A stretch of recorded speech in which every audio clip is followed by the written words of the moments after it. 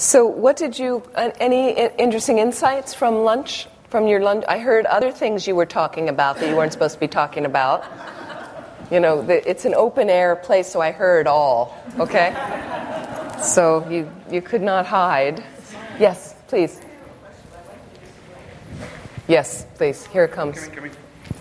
I noticed that when you meditate, thank you, you become much more sensitive, at least I do, sensitive to noises, sensitive to people's energy, to smells, and it can be very overwhelming.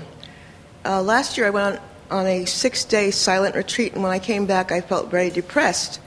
So I was wondering what sort of practices or how can you titrate the experience so this doesn't overcome you? Yes, it's very common to have those experiences, and when people used to come to our retreat centers, I would tell them at the end to please be gentle when you leave, and even today, you know, it's like when you leave, you don't have to get right sucked in. You know, people immediately go back to the phone. Why don't you give your mind a little space to just notice around you and walk and think about kindness towards others? And so I would say part of it is you're in a protective, safe environment when you do a retreat like that. And just knowing that sometimes when you come out, other people are not cultivating the attitude that you were cultivating on retreat. And it's just the nature of samsara. It's going to be like that. So I often did, when I would leave retreat centers and go, before I was living at them, I would feel really depressed. And so maybe do something nice for yourself, take a bath and just observe the mind doing its things and have a nice meal, whatever makes you feel. But I also find I wouldn't escape right away and put the TV on and start, because you get into a nice subtle place and something gets opened up. And spiritual practice is when that place gets opened up, it can be uncomfortable, and then we immediately want to kind of tamp that down. So sometimes I just stay and notice what's uncomfortable about it, and it sometimes opens up some insights for myself. So I would just kind of hang with it sometimes and kind of notice, well, I feel a bit depressed right now, or life seems so overwhelming, but I do have some more tools right now to fold it into my practice. It's a lot like exercising. When you're exercising, you don't know until the next day that your muscles are sore. So when I was there, it was wonderful. It was like paradise. I loved the silence. So I didn't feel bad at all. I felt great. It was only when I returned that I felt... Yes. Yeah. So when you come out of retreat and suddenly... I've had sometimes retreats, you know, if I'm able to do like 3 or 4 months in the mountains, which is probably a little longer than some of you might do, it's... The post-retreat time is more powerful for me than the retreat sometimes, and I get so many insights from that time. And sometimes I've had tremendous suffering in that time, and I'm like, well, I guess if it was a purification retreat, it must have worked well because I'm really suffering now, you know. And so it's a kind of natural thing that I think it's a good thing that you're getting somewhere, meaning you're scratching beneath the surface now to see what's there rather than just going along like everyone else. So mostly I just kind of hang with it and observe it. And retreat centers are there because they are these protected little bubbles, and people love them. So the other thing you could do, I don't know, do you live alone? Do you live with your family? Live alone? So some people create a little weekend time for retreat in your home. And then it starts to be where you are. So if you don't have a whole day of the weekend, maybe you take like a Sunday afternoon, Sunday morning, and you've got 2 hours you set aside, and that's going to be like, and you get back into that space. So what happens is the yogini mind that we cultivate on retreat or at a retreat center, it doesn't have to leave you, and it actually can end up being with you all the time, when you go to work, when you're having a difficult scene with your family, whatever it is. And so you start to cultivate it where you bring it into your home, and then I have a little bit of that. That's what I remember. It's not going to be like at the retreat center. Don't expect that. But at least I've got this here, because this is still here. And this is here when you went to the retreat center, and then now it's back in your home, and it's here, sitting here right now. So for me, I just came back from this trip, and I was all over India and all over the place, moving constantly after the retreat. And but because my practice happens every day, often, so now my home is here. It's wherever I am. I'm at home. And what happens is when you go back into your meditation posture, whether you're in a chair, but when you go back into the mind state with a motivation, and I would start there and then some breathing, and maybe I'd read some inspirational prayers if I like, or, but then I'm going home. I always have that quality now. I can always go home, and I have that ability. So wherever I am, I'm home, basically. So, and it's a very nice centering thing, and it tends to lend some balance and foundation. And it doesn't mean I don't have problems, but I always have that resource, like that. So, so underneath the what comes up, we started to talk about death. And what death brings up is a loss of control, and we talked about this a little bit last night, that the only thing you can control is your mind, your attitude. So I would say one thing that really has alleviated a lot of stress for me in my life and anxiety is to let go trying to control anything else. Let it go. You will be bloodying your head against a wall, right? You're trying to control your kids, you're trying to control your partner, you're trying to control your living space and your coworkers and traffic. And, it's futile. You can't control any of that. So I know people that they have their apartment to a certain degree. You pay your rent, you've got your things, and then everything's set and everything's great, and then there's a leak. And your bathroom's flooded, right? I mean, this happens. This isn't unusual. Or you found the perfect apartment and you didn't realize that the neighbors upstairs are really noisy. This is samsara. Once again, don't expect perfection in a broken situation. And we're constantly trying that. As soon as I get the new job, everything will be okay. As soon as that guy that I hate at work quits and leaves, everything will be okay. As soon as I get into a new relationship, everything will be okay. It's not realistic. You're not being realistic. You're setting yourself up for more stress and anxiety. Okay? Can you really put that into your life? Try that on. What kinds of expectations do you have? You have to be realistic about it.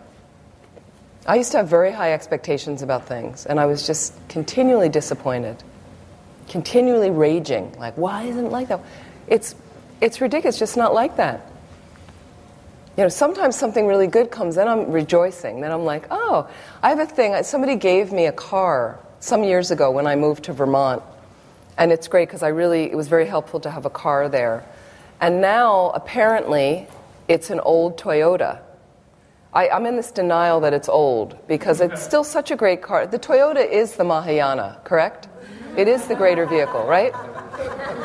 Isn't it? It's my second Toyota.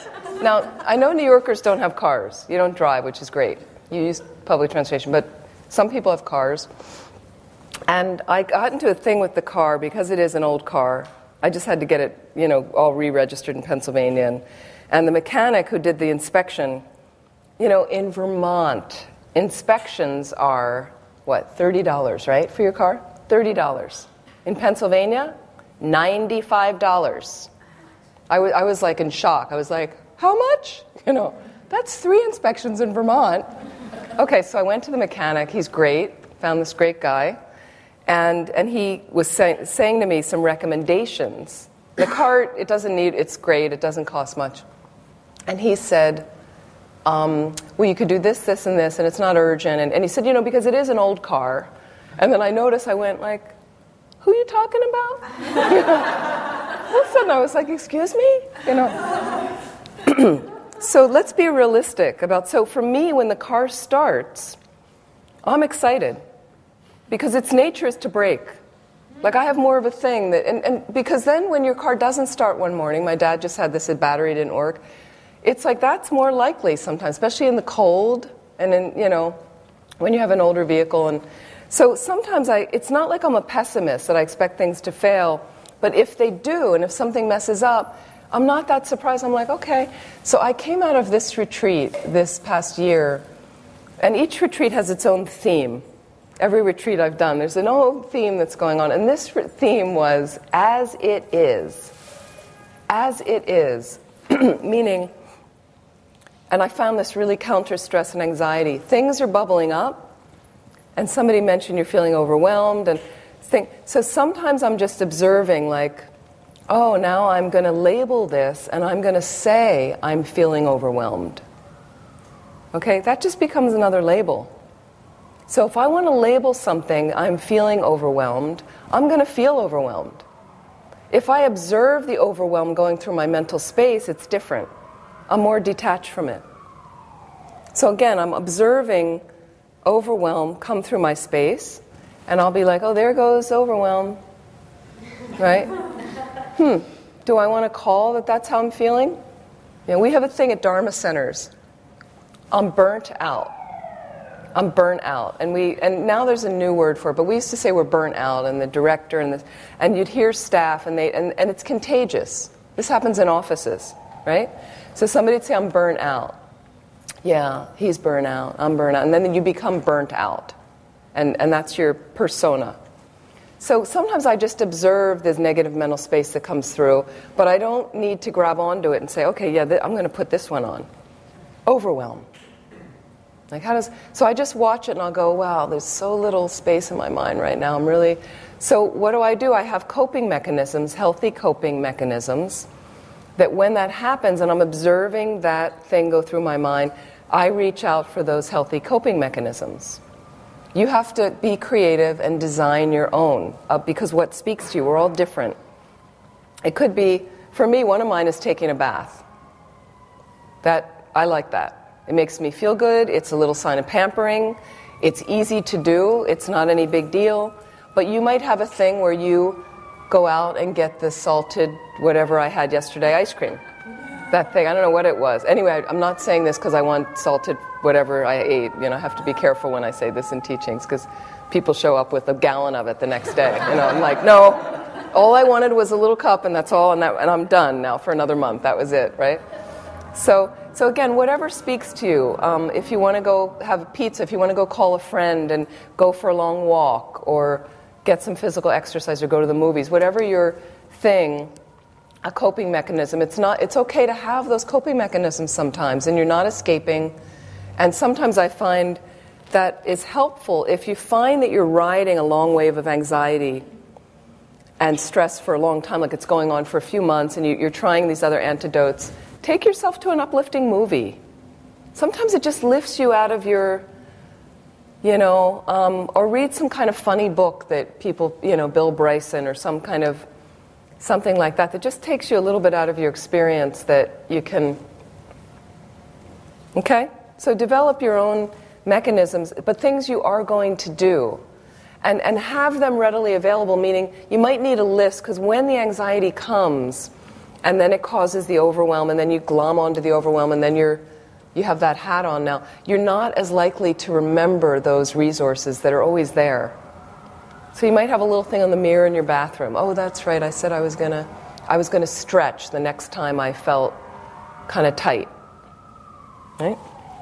So let me go through some general antidotes, how we can combat anxiety and things. And a lot of you are familiar with some of these. Okay? Okay, mindfulness or self-awareness, something we've been talking about. First general antidote, mindfulness or self-awareness. Okay? So through regular practice of meditation, your mind becomes calmer and less likely to react, by tripping into anxiety. So you're just aware of what's arising in the mind. You're noticing. And you start noticing a trigger happens, you're with that difficult person in your life, and suddenly you feel this constricts, and you notice shallow breathing starts, I'm feeling a little flushed in the face, and I start having these mindset of, oh, I'm in the anxiety now, here it comes, and it's suddenly a panic attack. And so can you start to notice the initial triggers? That comes from mindfulness and self-awareness. So, and again, you have to regularly practice. So based on my regular practice, and I'm not any great practitioner, don't have any realizations like that, but through some regular practice, what I notice is the one thing I'm really happy about is I'm more observant of my mind as it goes through all its leaps and bounds. I can observe more, and by observing more, I'm less able to be hooked by the negative patterns. I don't get so caught up in them anymore. Like, I'll just notice and I'll be like, wow, I'm feeling really, really irritated at that person right now. And then I'll right there, as I'm looking at them, I'll start analyzing. So what's the problem here? You know? And then I'll start going into my analyzing underneath. Okay, well, that's, you know. If you're not able to do it in front of the person, which is very hard in the beginning, then that's why you take it back to your practice. When you're quiet, alone. Mindfulness, self-awareness. Another one is remembering the nature of the mind. We didn't talk a lot about the mind, which I often do in this course. But the mind is not the brain in Tibetan Buddhism. The brain is physical. The mind is non-material, not physical, has no shape, no odor, no taste. You cannot cut open the body and say, here's your mind. It has no color, no form. It's consciousness. Okay? And it has two qualities. It's clear and it's aware. Clear and knowing, they say. That's your mind. Clear and knowing. Isn't that a shock? Is that your mind? Clear and knowing? Is that... So does anyone here seriously have that experience of their mind being clear and knowing at times? Don't you sometimes, right? Okay, that's the nature of your mind. That's actually the nature of your mind. What happens is when stress and anxiety comes then, whether you're having a panic attack from chronic anxiety from when you were a kid, where you have a pattern, the loop of it, okay? Or whether you're just having, you know, a meltdown over some particularly stressful time of life, whether you're having a particularly difficult time with somebody in your life at that time, and we go through fluctuations, right? Okay, so if you can again come back through your mindfulness and self-awareness, oh, wait a minute, my mind is actually clear and knowing, not anxiety. So I don't really need to give in to this right now. I'm just watching this pattern come through my consciousness. Why? Because there's other previous imprints of it. That's why it's there, that's all. I don't have to make a bigger deal of it. Okay? So I don't know how many of you are familiar with a neuroscientist, Jill Bolte Taylor. I mentioned this last night. Jill Bolte Taylor. She's a neuroscientist, American, and at the age of 37, a few years ago, some years ago, she had a major stroke on the left side of her brain, and it took her 7 to 8 years to fully recover. She wrote a book about it called My Stroke of Insight. I highly recommend it. My Stroke of Insight. And what she says in here, I mentioned this last night, I find this so helpful. Physiologically, and because she's a neuroanatomist is technically what she is, but a neuroscientist, she knows all about the anatomy of the brain.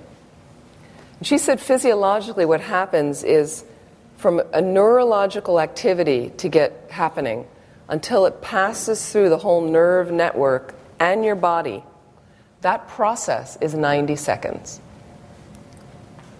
So if anxiety arises and suddenly there's a pop and you feel anxious and suddenly here comes the thing, or you see the person walking toward you, or you get this bill in the mail and you're like, what is this? I never had to pay this before. The insurance went up. I can't afford this. You get fired. And then the anxious thought comes into being.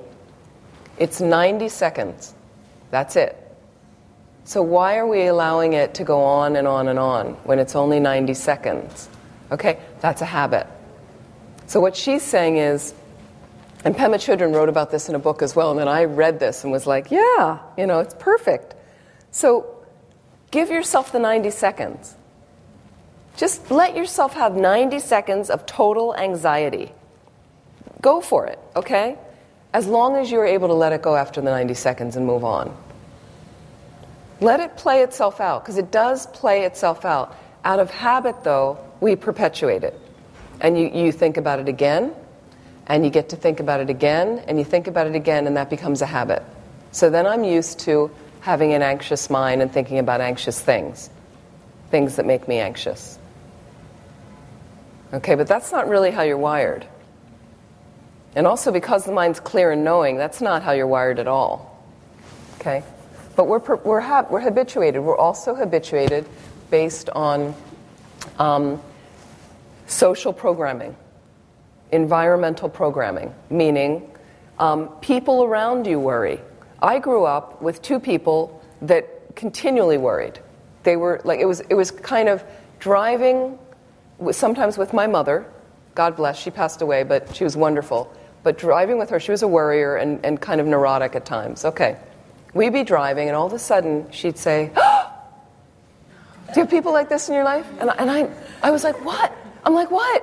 Like, it didn't look like anybody was going to hit us. I was like, "What?" "I forgot to get the milk." She would have me so like, so you have an influence like that. So I noticed a pattern where I'd be like, until I learned how to undo it. I'm like, why? What am I alarmed about? There's, for me, an emergency. And so don't also be careful not to get caught up in someone else's emergency. Don't we do that? We're in community. Hello, in Manhattan, in New York, we're in community with everyone. The more we realize our interconnectedness, I think the less anxiety, really. Meaning there's a person there I can connect with.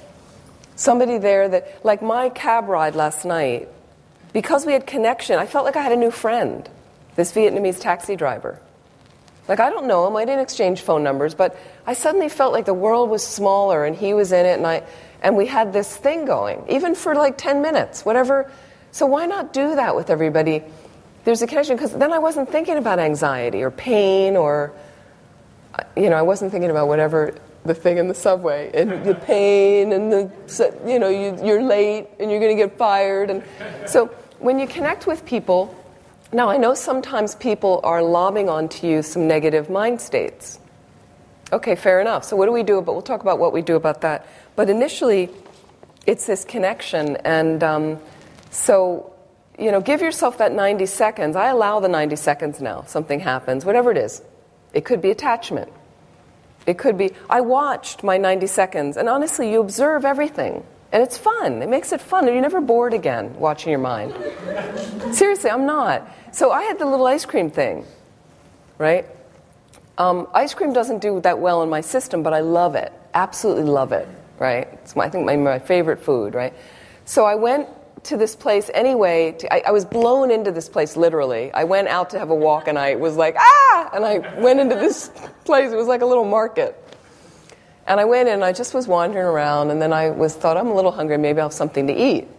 So then I went past this ice cream counter, and they had very unusual ice cream flavors. Like, for instance, one of them had Guinness in it. Like, that was, it was just unusual. But anyway, I went through, and it said salted caramel. I don't like salted caramels. They never appealed to me. But I went in, and I just looked, and I thought, how creative, right? And then I saw my little mind of desire. Well, it wasn't that little. Right? Came out. But this is how you observe. And then I went, so let me have the 90-second desire mind. Which says I need and I want, and let me have that, mine. And so I just let it play out, and then it played out, and I let it go. And I didn't need to have the ice cream or want any more, or, of course, then the guy said, do you want a sample? Okay. But in any event, I was really done at that point. But then I made a conscious decision, that I would have some ice cream, because I haven't had any in ages. And this looked like really good ice cream. So it was a conscious decision. And so let your thing, whether it's anger, anxiety, depression, roll the thing out. Unless you've had chronic periods of that, then you need a little bit more support to do that. Okay? But that's why the practice is so essential. And this practice, remembering the nature of your mind, clear and knowing, it's not anxiety. Okay? So it is a ever-streaming continuum of mental thoughts, experiences. That's your mind. One causing the next, causing the next, causing the next, causing the next. No beginning, no end. That's your mind. Clear, spacious awareness. Okay? Negative mental trips will come in, but that's not the nature of your mind. Anxiety comes in. Thanks very much. I see you dancing through there. Well, I feel really anxious right now. I need to remember to breathe. I need to figure out why I'm really feeling anxious right now. Is there something I can do about it? Then please do it. If not, I have to practice letting go.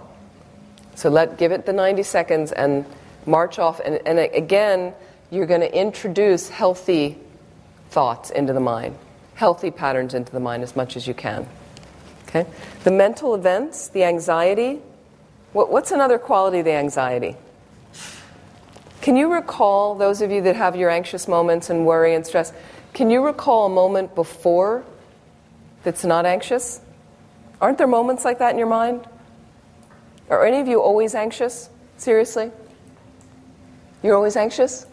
No, not always. Not always. Okay, not always. Anybody here always feel like you're... Okay, so it sounds like there's periods in your mind when you're not anxious, not feeling stressed out. Would you agree? Everybody agree? So it's impermanent anxiety, isn't it? It's temporary. It's temporary if you would like to make it temporary. Some people choose suffering every day. Again, this is your choice, right? What do you choose down there? You chuckled. I was thinking the song that has a line that says, some people are happy to be miserable, some people are miserable to be happy, some people are miserable to be miserable. Yes. Yeah, it's true. Okay? So another thing is we use this saying, this experience in Tibetan Buddhism, like clouds in the sky are the delusions that come through the mind. The mind is like the clear blue sky. And occasionally a weather front comes through. So now we have snow, and that changes. I don't see the clear blue sky because it's snowing. Sometimes it's a heavy bank of dark clouds. That's like anxiety. Okay, so I can't see the blue sky. I know behind it there's clear blue sky, but I'm not seeing that. When anxiety's in the mind, it's like that. So just remembering, it's just like clouds. Sometimes I have a puffy cloud, easier to move on. And sometimes the rain bank, the heavy bank of clouds takes a little bit more time. Okay, so then I work on applying my antidotes, remembering the nature of my mind. That's not the nature of my mind. I'm aware it's in my mind right now, but that's not really me. Letting it go on like dreams, like rainbows, like waves in the sea. They rise and they fall. Okay? Not a fixed entity, your anxiety. And then I mentioned de-identifying with the anxiety. So instead of I am a stressed out person, I'm an anxious person, I'm always anxious, is I just have anxiety in my mind sometimes. Sometimes I have a lot of anxiety in my mind, or sometimes I have anxiety in my mind a lot. But that's not me. That's not really, truly who you are. We're just prone to different situations in samsara. That's normal, okay? Here's another general antidote. Being non-judgmental. What do you think of that? Some people are more judgmental than others. Some are not that judgmental. But if you're negatively judgmental, it's very hard not to prejudge. It's just you're designed to, So you'll notice that you tend to like certain thoughts and emotions that come through your mind, and you dislike others. And so then in your own mind, you start attaching to, now I feel more peaceful. This is good. Capital G-O-O-D, good. And now I feel stressed out, and this is bad. And I'm bad. And I'm really bad. And I'm anxious again, and I'm not good enough. And so this starts to go on and on. Okay. So once again, the first judgment is about ourselves. So when your mind gets caught up in that loop, it's not peaceful. Okay? Instead, when I notice anxiety, I don't label it good or bad. It's just, yet again, another delusion passing through. Oh, there goes irritation. Oh, there's anger. That's a bigger thing of irritation. Right? And sometimes it's just a little bit of stress, and then sometimes it's full-on anxiety coming through. I've seen people... Like you get a little bit of attachment to something, you want this certain type of clothing, or you want, I saw this, was it a watch somebody had that a friend of mine her boyfriend was going to buy her a watch. And first of all, that was a new concept. Has this happened to you? A new concept. He decided to gift her with a good watch. So the day before that happened, she had no concept of a new watch in her mind. Did you ever notice? It's so interesting that no concept. But once he presented that, first she's like, no, I have a watch, I don't need it, no. And they went through that. And then the decision was made to purchase the watch. Then the anxiety she went through about the watch. To get this kind of watch, to get this kind of... Why? Like, she didn't have it there 3 days ago. And now she was calling me 3 times a day. If I got the gold band with the thing, but he wanted to get that kind. If I get the Swiss one, but the Pulsar had the, and I'm like, shut up. Stop. I mean, I didn't say that, but it's like, stop. But sometimes people need a shut up because it's silly.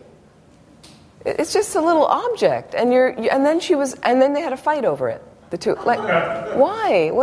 So this happened. This is a mundane example, but this miscommunications and big fights in families start this way. One little miscommunication, misunderstanding, and a huge thing. And I don't talk to my brother for 5 years. I hear people say, why? And then later they go, I don't really remember.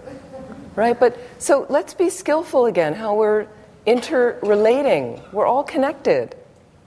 Somebody wants to get you a watch. Thank you.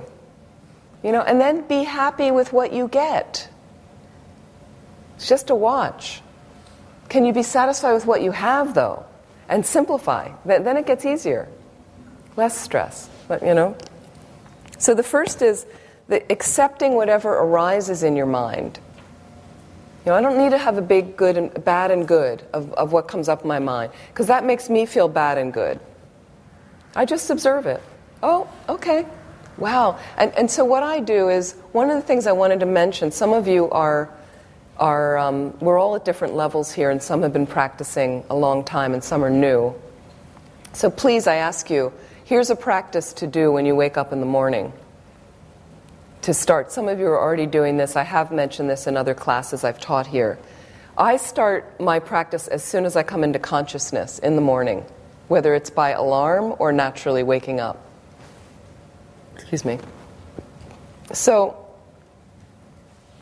what I mean is, I come into consciousness, and that first moment, whether the alarm goes off and you realize you're here in your bed and it's you, right? Everybody with me? Okay. How's that going for you? I'm picking on you. Okay, so what I do is all of a sudden I have this consciousness that it's me and my body. I have a very blessed life. I'm very grateful for my life. It's not without its problems, but I'm very grateful. And I have this moment of yay, thank you, I'm in my body and my life again. Thank you, thank you, thank you. Even when I've had really hard times. I've had some hard times in my life, okay? But I'm I'm here and I'm not looking down and seeing a dog's paw. Seriously, okay? It's not, I'm okay, so first I've got that grounding, just a minute of I am so grateful, thank you. Whomever did all the work for me in past lives that got me here, thank you so much. And I have this little moment of gratitude. So this is the beginning of the Lam Rim in our tradition, appreciating your human existence, your precious human rebirth. Please, try to do that. That's fundamental. If that's all you take away from this class, appreciating your precious or perfect human rebirth. And what I mean by that is you're a human that has a balance of leisure and suffering. The leisure affords you to come to something like this where you can get some information and learn and practice with it. And the suffering motivates you to want to practice and help others. Okay? So, through not appreciating your human rebirth, we suffer from low self-esteem and feeling bad about ourselves. This is the antidote to low self-esteem. And Westerners do not do it very often, to rejoice at what's good. How many times have you gotten a compliment? How many of you do this? You get a compliment, I love your hair, nice shoes, you look great, and we go, yeah, okay. Why are we embarrassed by that? It's negative ego, negative parts of your ego. Because the unhealthy parts of your ego want to perpetuate, I'm not good enough, and so don't compliment me because I really don't feel like I'm good enough. So you can't possibly like my hair or my shoes because I'm not good enough. Okay? So fight back. Your warriorness, somebody gives you a compliment, thank you. You don't have to be an egomaniac about it. But just, this is about balance in the mind. Thank you. Thank you so much. Yeah, I think I did a good job. That's great. Just acknowledging. And then on your own little practice, rejoice. And you could do little things every day. I would rejoice once a day at some good thing you do for someone else. So not only does it get you to practice a little more ardently to do something for someone else, it's a great antidote to stress and anxiety. But then I really focus and rejoice it could be a tiny little thing.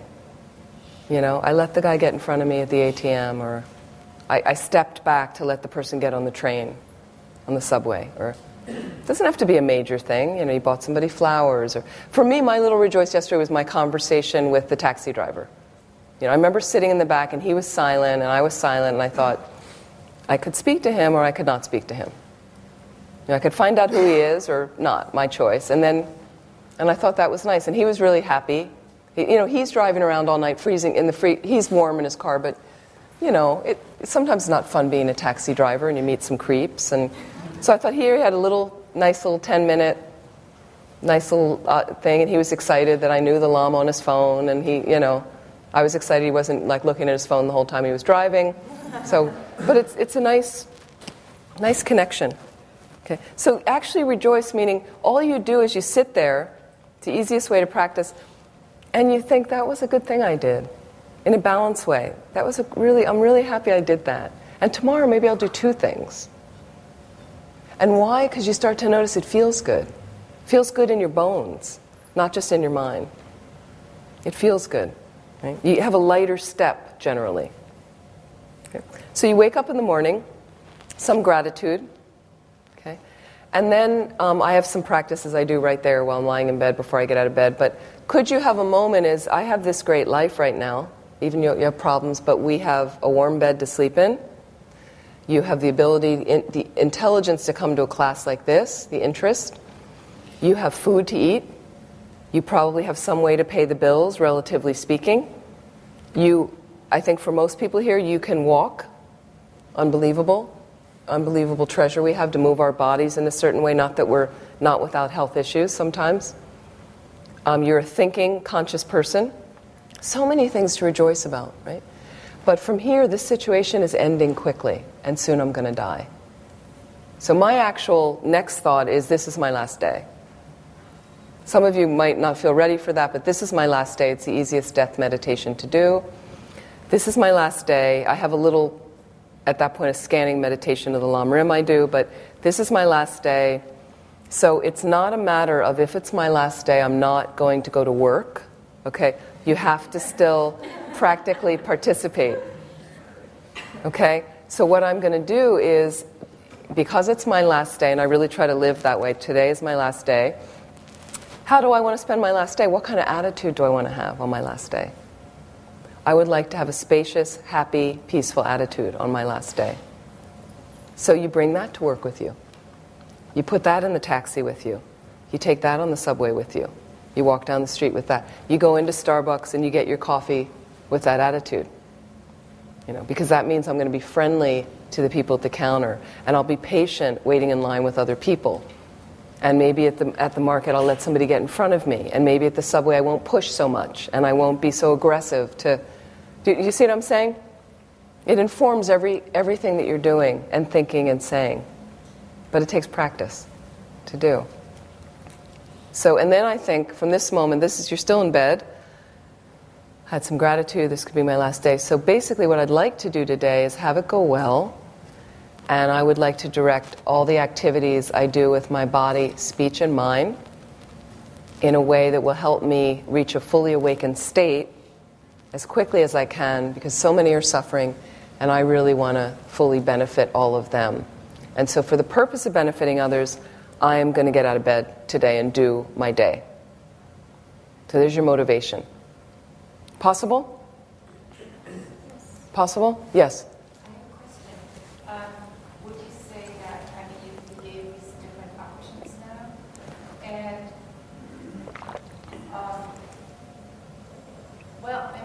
sometimes you wake up and it's hard to rejoice. Yes. Sometimes I wake up and you say, enjoy that you're in your human body. And I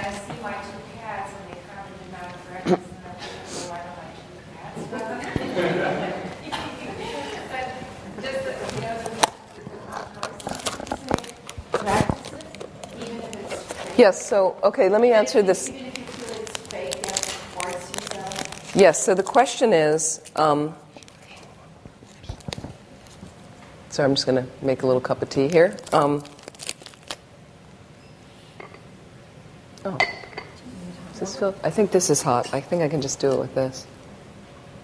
It's somewhat hot. So what I was going to say is the reason I like to start in bed in the morning, if you have time, who hits a snooze, goes back for 10 minutes, get rid of that. It's a time waster. It's a total time waster. You hit the snooze and you're not really sleeping, really, and sometimes your mind's kind of active and you're going, oh, I should get up, I should. Get rid of that. Just stop the snooze and start right there meditating. Don't either sit up if you have to, if you're afraid you'll fall back asleep. Get up, sit up in bed. But you don't have to get out of bed yet. It's warm, it's winter, but then start right there. And what happens is from that moment for me, when I come into my body and I'm like, okay, thank you so much, I'm still Amy Miller, great, is you notice days, I'll notice days I'm tighter and days I'm more spacious. Some days right in the morning I notice I'll be like, okay, grumpy is back. You can feel it early on. And maybe you get out of bed and you stub your toe and you drop your toothbrush in the toilet. You know, you have days like that, right? But you know early on, and what happens is when I know it early and I catch it early and things are not working that day, then I'm very, very careful that day with my body, speech, and mind. Why? I might fall down on the street. I might say, snap at somebody. So I notice, and then I protect myself that day. And okay, today I have to be a little careful at that meeting because I'm really a little bit on edge and it's not going that well. And then some days, everything's working. Then have the difficult conversation with somebody that you need to have that day. Does that make sense? So I would do like that, where there are going to be days that are not great because it's samsara. But again, I can adjust my attitude. A lot of it is if I'm considering other beings. All the other beings on the planet now that are having a bad day, and a lot of them, I think the majority of them are having a much worse day than I will ever have. Right? That shifts everything. That shifts everything. Every time I'm in India and I go by some work site and I see these older women all day carrying bricks on their head. Poor women, you know, and they get paid very little every day. And I just think like, oh, please, like I don't want to come back to that kind of rebirth, you know, that like I have so much freedom and, wow. They really do it all for you here, Shantideva Center, you know. Goodness gracious. So I did want to mention that that's important to know that you're not going to wake up joyous every day. And that's a normal thing. So wait, you had another, and other questions. Is it Jennifer? You had what's your name again? Dazan, sorry. Did you have a question before that? Sorry, I probably had a couple.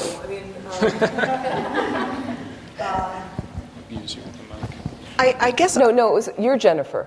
Did you have a question before? You had your hand up? No, it's fine. I'm ready to it. Okay.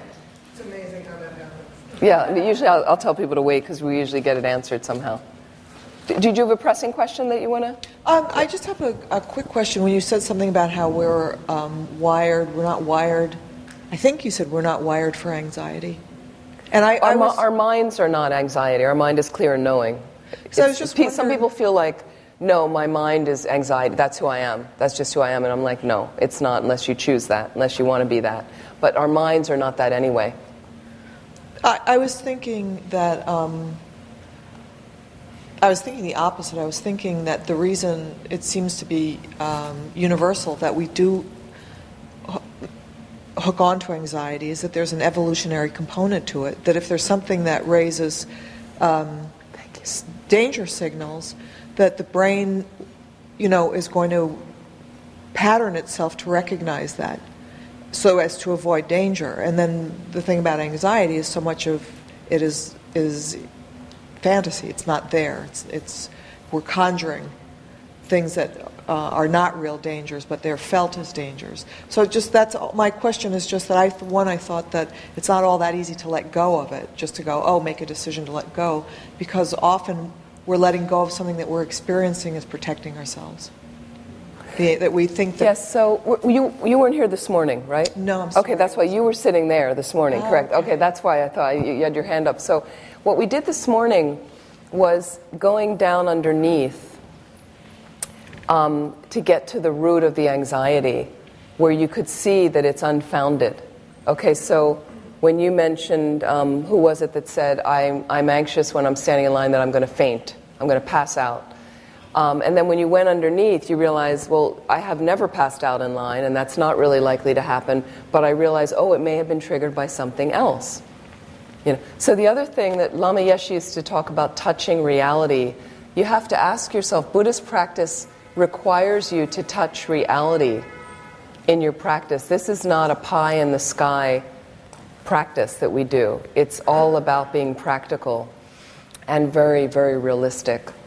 So I don't think anxiety is universal, because I don't often suffer from anxiety. I've had anxious times in my life and stressed out times, but it's not a continual thing that goes through my mind. And I know some people that don't suffer from it at all. Rarely do I see them really worried about stuff. I see somebody else worried, two people, and you see partners, and one partner worries and the other one's like, no, I'm not really worried about it.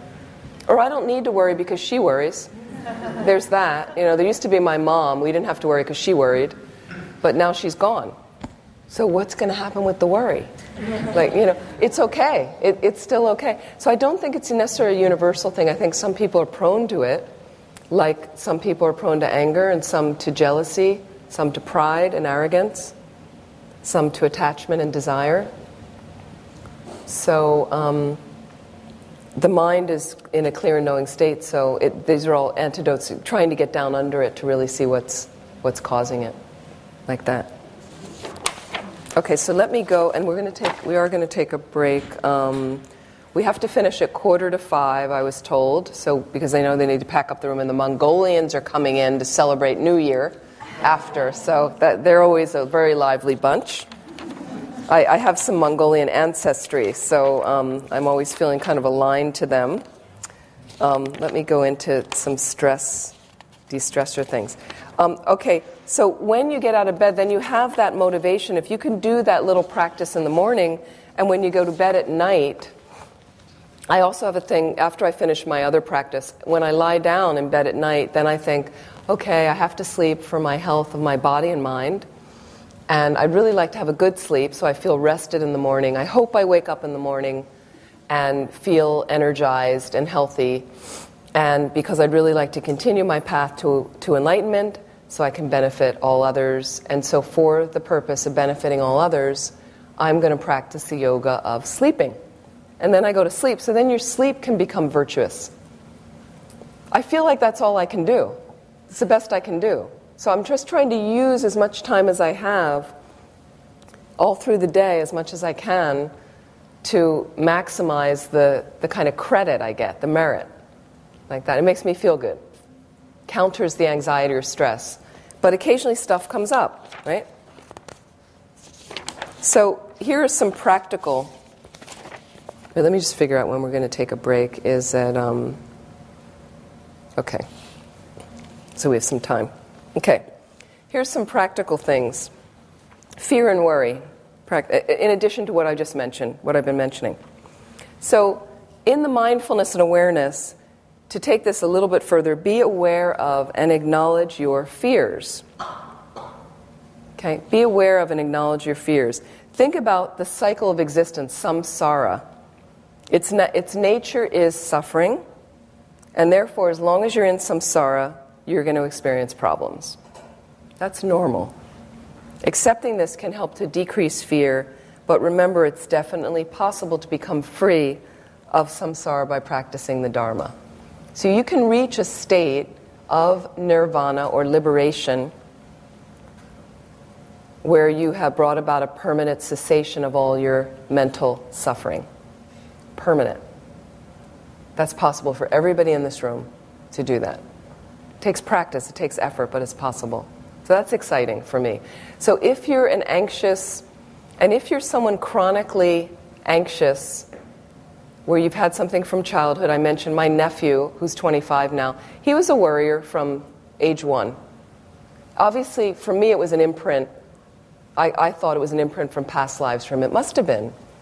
He didn't have any particular stressors at age 1, and, but he's always been a worrier. And so over the years, I kind of try to poke little things in.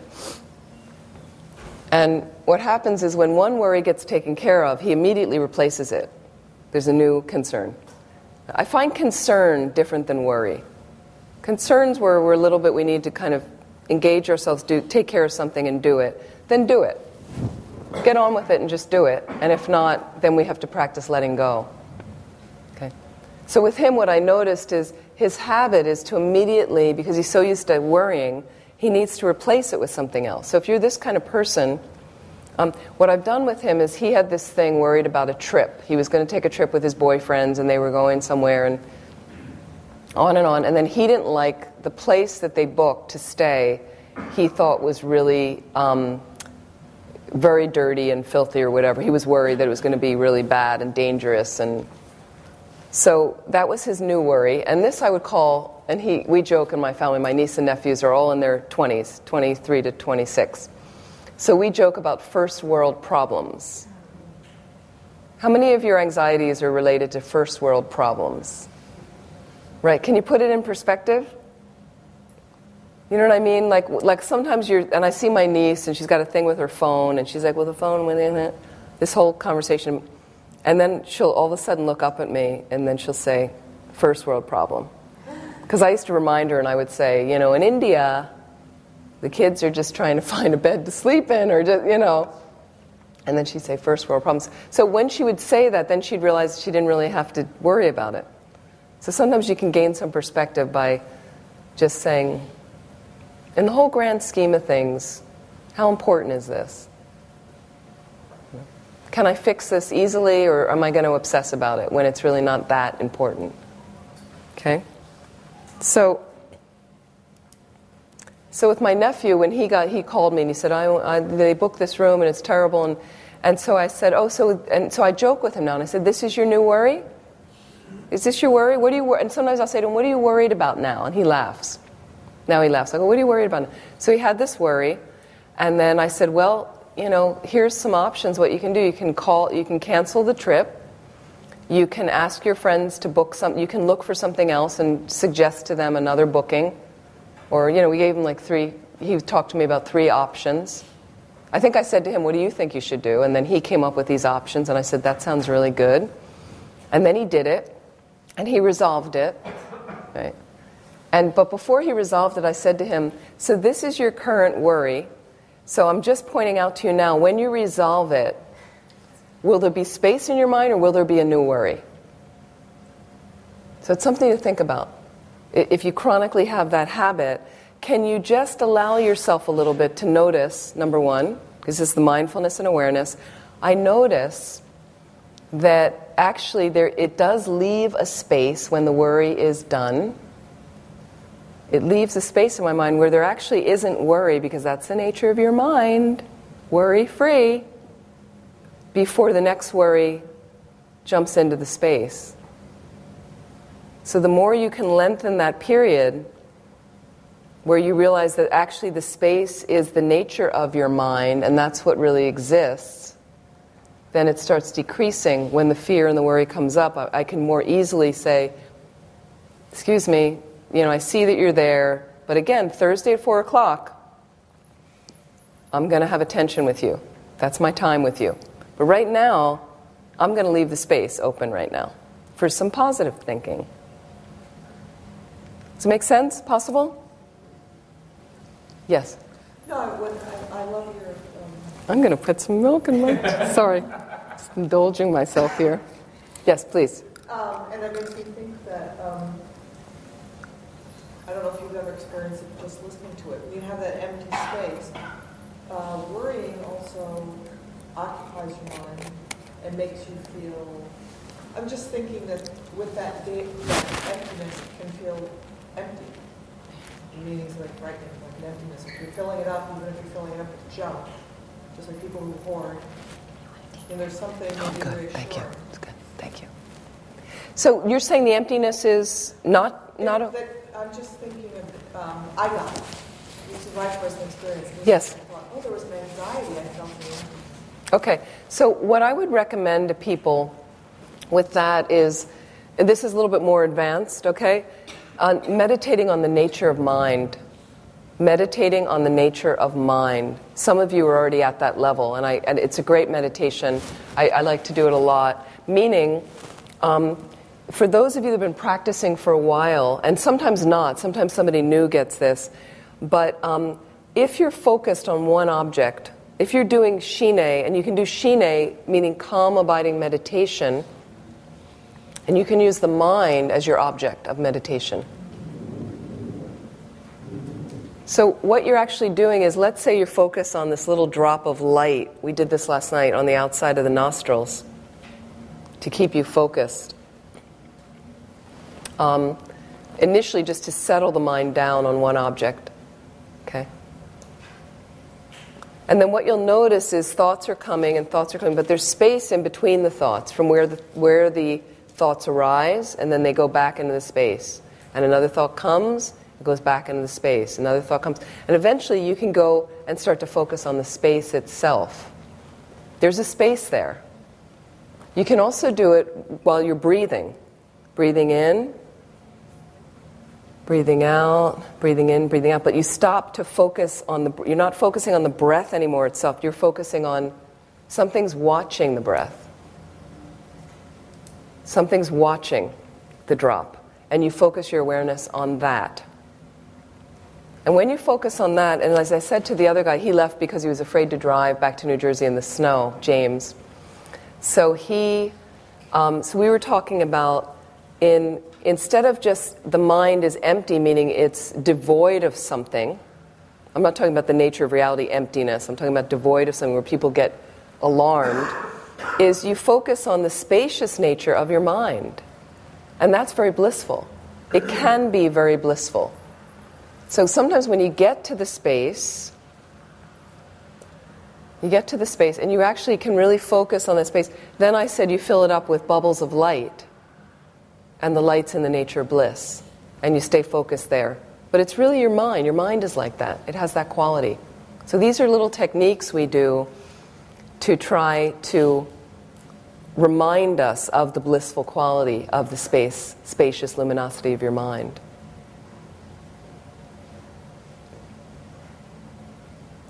So it's something you can try. And the other thing is, I guess from doing a bit of retreat, I love the stillness. So it's very interesting that people are so busy in their minds that when they can't sit still and they're very afraid to be alone and afraid of that stillness in the mind. And I think that's really a shame. I think we're missing out a bit. So I would encourage you to try to cultivate a meditation practice and then make some time to do retreat a little bit longer, whether it's a day, but actually taking yourself maybe at some point away to a retreat center where you can be guided through some practices to really deepen, with some meditation and things. It's really worthwhile for your mind because you start to see your mind. So what happens is the first time you choose, if you do this in this life, the first time you choose to do a solo retreat, and let's say I would start small with a weekend or something. But the first time you choose that, it can be alarming for people to be alone with your mind. And you see what comes up. You can't hide. It's just you and your mind. There's no point hiding anyway. This is about undoing the unhealthy mechanisms and enhancing the positive qualities.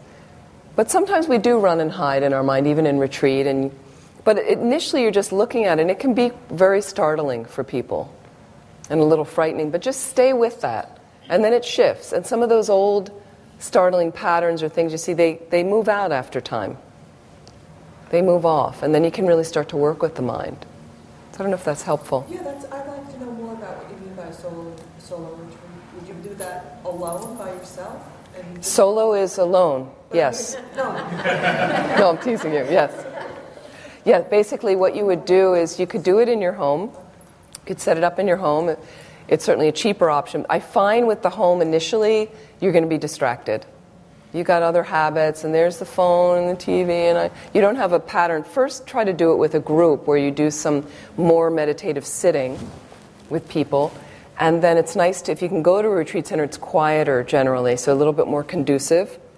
And then if you feel you've done a few of those group retreats, maybe it could be 10 days, it could be a week, it could be a weekend, then you might rent a cabin somewhere, at a retreat center, and they'll make food for you, and then you can try to have a program. You go and get instruction on how would I structure my day, what would I do, and there's different lineages that teach different things, and many different kinds of retreats to do. And then you could go through that kind of program like that, and do sessions, shorter sessions, something like that. Really worthwhile, slowly. It takes time. Okay, this is a path that takes a lot of effort. So I will mention that this does take effort to change the mind, but you can totally transform your mind into something blissful and peaceful and wonderful, like that. Yes? I was going to talk about how to deal with people who are controlling. Negative, okay, so you're talking about how do you deal with negative influences around you from people. Okay, good question. So this is, and then we're going to do a little meditation. So what happens when we show up, and I mentioned protecting yourself, and you can't protect everything around yourself, especially living in a busy city. And so that's why I recommend if you do go to some retreat centers at times, or take a walk in Central Park, get into nature, because it just tends, I find I really de-stress in nature. It's hard to kind of hang out when you're looking at the trees, and even in the winter, it's beautiful to go out in a winter wonderland, and takes you out of the sitting in your mind. Okay, the turning in the mind over and over, especially if you're in an anxious loop. Then you have people around you that are toxic. There is toxicity, around us, and some of them we're related to them. I know that's shocking, but we are related to toxic people. Okay, now you're not going to cut them out of your life. That's one thing I would never do as a Buddhist. I know people, especially new people, they get into Buddhism, and they heard about karma, and they heard about whatever, and now they come back to their family, and you're not Buddhist, so I can't really talk to you. It's not beneficial to live that way. These are people that you have relationships with them. Some of them are insightful relationships. So there's ways we can protect by, if you have somebody physically abusive to you and severely emotionally abusive to you, I would do some sort of intervention and not be around them very much, frankly. Until they're ready. And I would just directly speak to them and say, I love you, I care about you, I really want to be in relationship with you, but I'm not here for the abuse. I'm not going to stick around for that. Sorry. So that's a tricky one, especially if it's been going on your whole life and you haven't said no yet. And maybe get some help to support you in that process. Don't stick around for that. Okay? Otherwise, if you've just got people that are negative, is this the kind of thing, trashing people, negative speech, or drinking? Controlling, very much focused on whatever is negative and judgmental. I think just there are people who have a really hard time appreciating, whatever they have or whatever is around them. So I know these people. Yes, and you can, and it's hard because you can see that, that those people are suffering. But at the same time, it's like, well, it's not my problem, but it is. That's right. So one of the things I mentioned last night, humor. Humor cuts a lot of things. Okay, so my father, he's great, but he can be very critical and very negative. And it's amazing how, in the morning I'll come up with good morning, and he'll come out with some take that I'm just like, what was that just went through his mind? And it's just because of a pattern. And I unfortunately didn't meet his parents. My grandparents died before I was born, so I don't know what they were like, but I heard his mother was lovely, but I don't know, what influences or what he went through in school. And so he'll say something really negative, and then I just turn and I'll say, well, thank you so much for that enlightening thought. I'm so happy to have that in the morning. And he immediately catches himself. He's aware enough to, and then he won't say I'm sorry. He doesn't need to say he's sorry. I don't need that. But we laugh, and then we'll laugh, and then he stops, because he would go on, but he stops it. So humor's a great one to get in there with people, because it's light. If not, there have been people in my life that I skillfully, with compassion, not out of anger, but when it's going on and I'm talking with them, I would try to find a positive thing about what they're talking about. If they're just going negative, negative, negative, it's always a positive thing you can interject. Another thing I've done is excuse myself and taken me out of the room. I got to go to the bathroom, so it interrupts the negative trajectory. A third thing I've done is, if it depends on the relationship, but I've actually directly spoken to people and said, I'm not really comfortable right now with what you're talking about. Can we talk about something else? Or I have a really hard time when you get into this negative mode and I don't really know what you want me to say or do, or I can't really listen to any more. Or what I can do is I can give you 10 minutes and then let's do something else. So those are some things I've used that, and sometimes I've set boundaries and had to limit time with people that are severely toxic, that when they ask advice or they want help, but they never listen, they never take your advice, and then I just started to limit the time because it wasn't really that helpful, like that. But I would still see them. Is that helpful? Yes? We'll take one more question, then we're going to do a meditation. With the limiting of having a barrier with a particular relationship, I have a very difficult relationship with my mother, and he's alone, right? Right.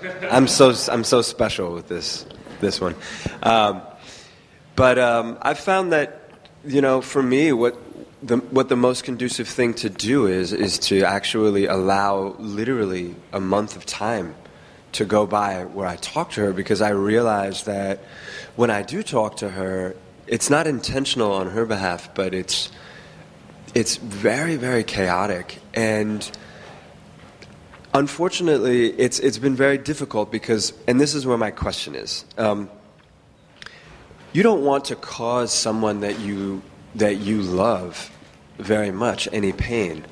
And I know that having that distance, is painful for her, but for me it dramatically increases my functionality in day-to-day life to have that distance. So it's something that's required. So and I want to try to find a way to close that gap where I have, and I do see that the stronger my practice is, the more that I can engage her, on a regular basis and not allow the onslaught to come of emotions and so forth. But how do you deal with a very delicate situation like that with a relative where you know that the distance is causing them pain, but it is something that you require for your own well-being? Can you have that conversation with her? Can you find a very gentle... It has to be at a good time. Yeah. You have to very much choose the time. I've actually already told her this, and I was like, listen, don't take it personal. It's just... it's... Well, it is personal. It's right. Personal. But the thing is, rather than that, because it is personal, it's about her personality. It's about her behavior. Well, I try to phrase it is that it's my reaction to her personality. Right. Not her personality. Right, but that probably she'd interpret it as something she's doing. Uh-huh. So it's almost like, my dad is a blamer, I mentioned. And so now I'm living with him. And we haven't really lived together since I was 17 years old. Okay, so this is, And there's other traits about him with his short temper. And there were things I was like, I'm going right into the heart of the beast. Okay, this is where I'll do the practice. I mean, he's a good guy. But there are, these issues. He's not a Dharma person. And I've been living in Dharma communities for years now. So he's my dad and I love him. And so when his behavior that worried me came up, after it came up several times, then I just found a good time and I said to him, you want me to live here, and I'm happy to live here and I'm really enjoying this. I think it's going to be a really good time for us. But, let's not play the blame game. I said, you blame me for this and this went on and who left the door open and who left the light on. And I said, it's one of us, because he often does it, because he's almost 88 and he forgets. But sometimes it might have been me. I own that. And I said, but who cares? I said, let's just shut the door, turn the light off. It happens, and maybe we'll remind each other gently, but it doesn't matter whose fault it is. And I said, if we're going to live together well, we really need to let the blame game go now.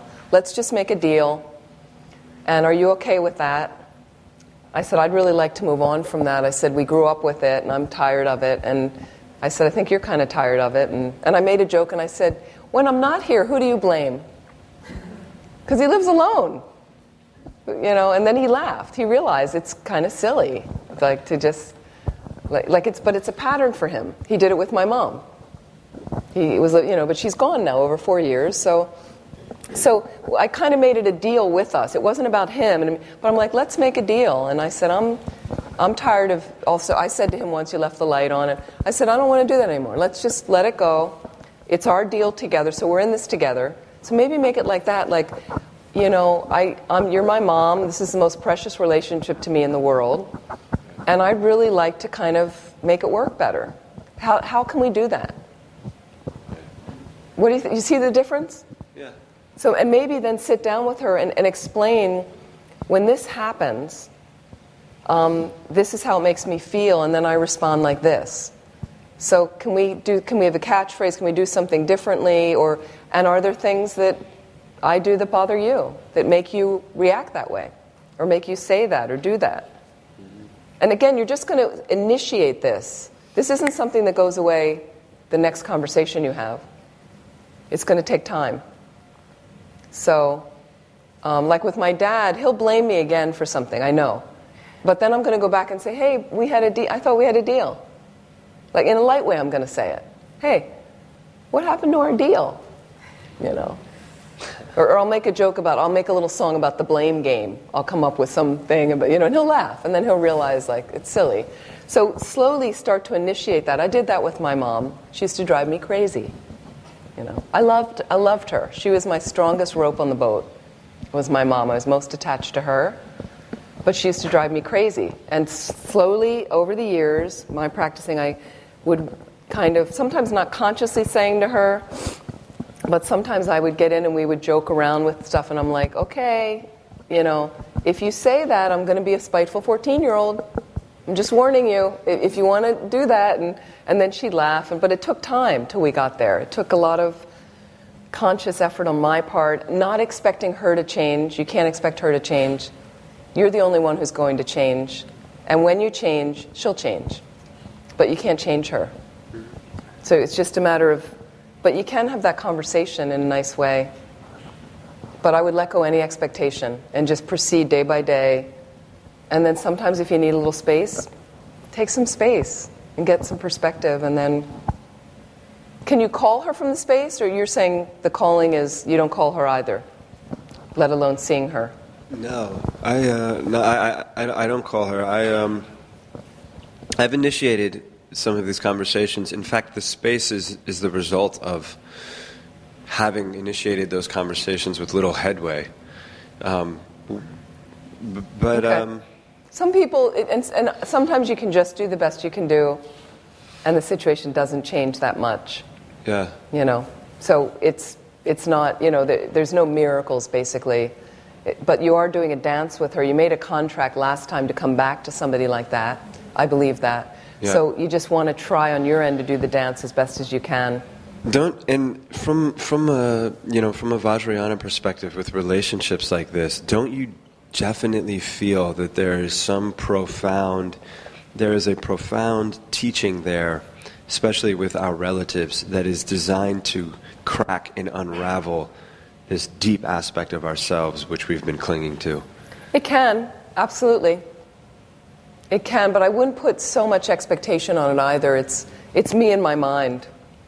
Yeah. It's me in my mind, but also the observation of looking at all the people around me and what situations, and the family situations often are the closest to us. So there's something I've got to work out here. Right. I came back to this to work it out. And if I don't work it out this time, I'm just going to continue to come back. I'm going to do it again and again and again. Okay. I mean, the universe is, I really think, is perfect the way it is. Uh-huh. And then we've got these dances we need to do that, when it doesn't appear to be perfect, that we need to work it out till we see it as perfect. Right. It's just that limited view that prevents us from seeing it as perfect. Mm-hmm. Thank you. Yeah, one more question, and what we're going to do is we're going to take a break, then we're going to come back and do a meditation, because I think some people are a little restless or need to go to the bathroom. Who didn't? You didn't ask. Let me take somebody who hadn't asked yet. And I will have more time for questions at the end, but I want to get through some more things. Thank you. I'm in international politics. I have a career there, so I like it very much in general. But it also has this very particular aspect of having a lot of very high competitive people there, including me probably. So you're kidding me. So in general, the mood between colleagues can be a little bit, as I mentioned, competitive, and some of them can be really harsh at some others, and I don't like that part of the job. So, but through the teachings, I've been learning about emptiness and self-cherishing mind and all that. I try to cope with that, to say, okay, if someone is probably talking about me because probably he or she thinks that I'm a competition, so it's better. It's the way it kind of works in politics, no? That people they talk about others. I try to say, okay, it's not about me. I can cope with it, and I try not to take it personal. Yes, thank you. But thank you. Perfect. At some point, in this very highly competitive atmosphere, sometimes we have to be like that. Or what I'm trying to say is that the environment sometimes push me to be like that. And I don't like it, and I don't want to be. I want to avoid it. But it seems like if I don't do it, people will step over because they think either I'm weak or I'm not playing the same game. No? So how to deal with that? So who's your role model? Who's the biggest international Tibetan diplomat that you know? The Dalai Lama, I mean. His Holiness the Dalai Lama. His Holiness the Dalai Lama. He's in that realm yeah. constantly. Yeah. Constantly in that realm. Now, okay, he's an enlightened being, I think. Okay. But he could be a great role model for us. I used to work in politics, so I know a bit, the ego, it's just huge, right, what you're dealing with. So as an unenlightened being, and as long as we're dealing with unenlightened politics, it's going to be very different, and you're going to get aggression and jealousy and power, people on huge power trips. And so again, as much wisdom and compassion I develop here, that will inform the work I do.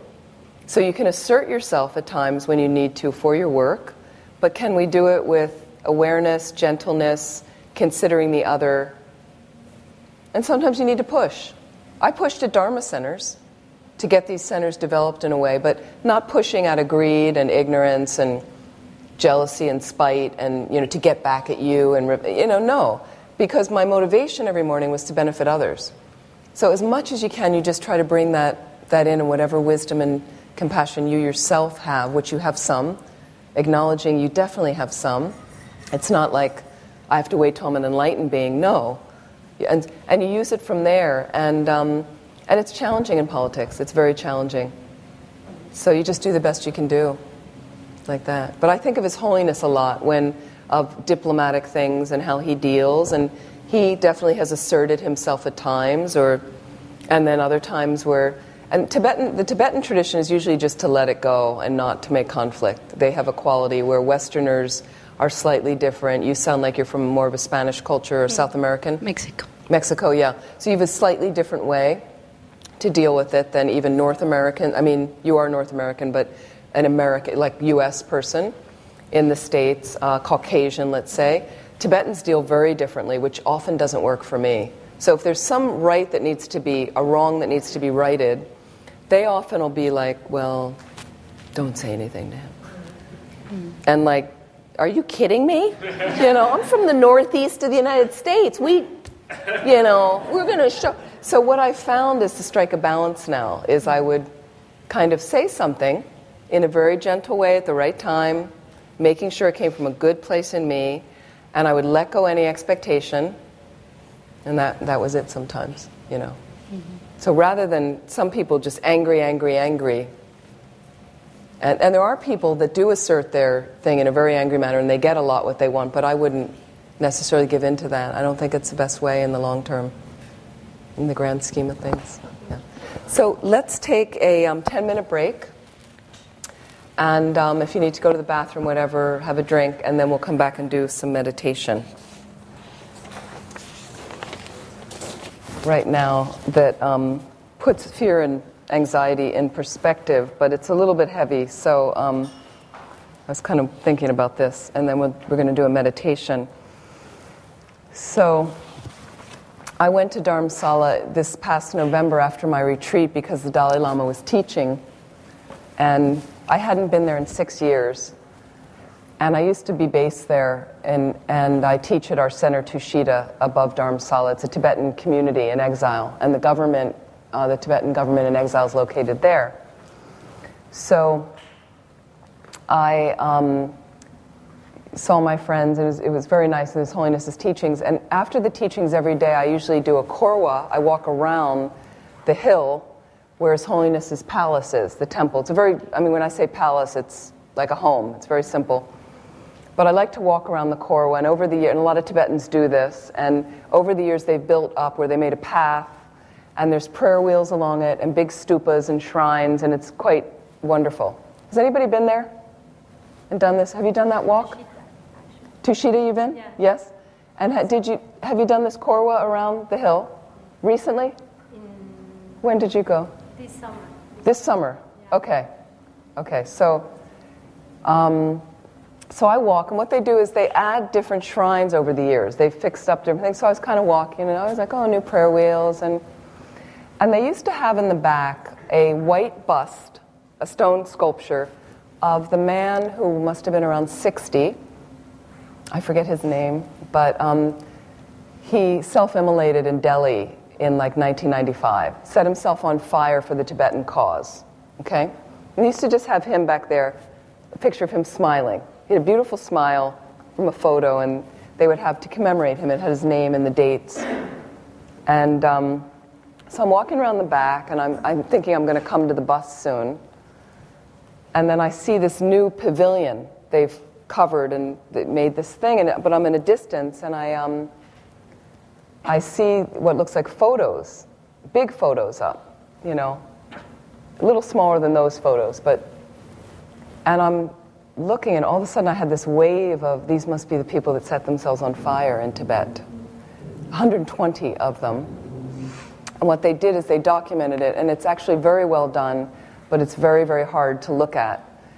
So I went over, and what they did is if they have a picture of the person, they have a photo of just a normal photo of them.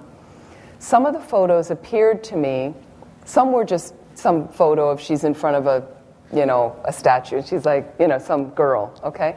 But some of the photos looked disturbed in their eyes, like they had either been tortured or were obviously living under some horrible regime, that they just looked troubled. Now, it could have just been a photo, but they have pictures of them. And then they have their name and their age and where they self-immolated. And a few of them, they showed them burning. They had photos of them that had been smuggled out of them burning. And it's very, very heavy. And but it's well done, especially the ways they even show them burning. There's one guy, the most dramatic is the second guy in Delhi, who's a young 28-year-old, Jampo Pawo Yeshi, I think his name was, who was in the Tibetan youth kind of organization, and then decided at a rally to set himself on fire, and he died. Some of these people lived through the self-immolations. Some of them have been disappeared by the Chinese now.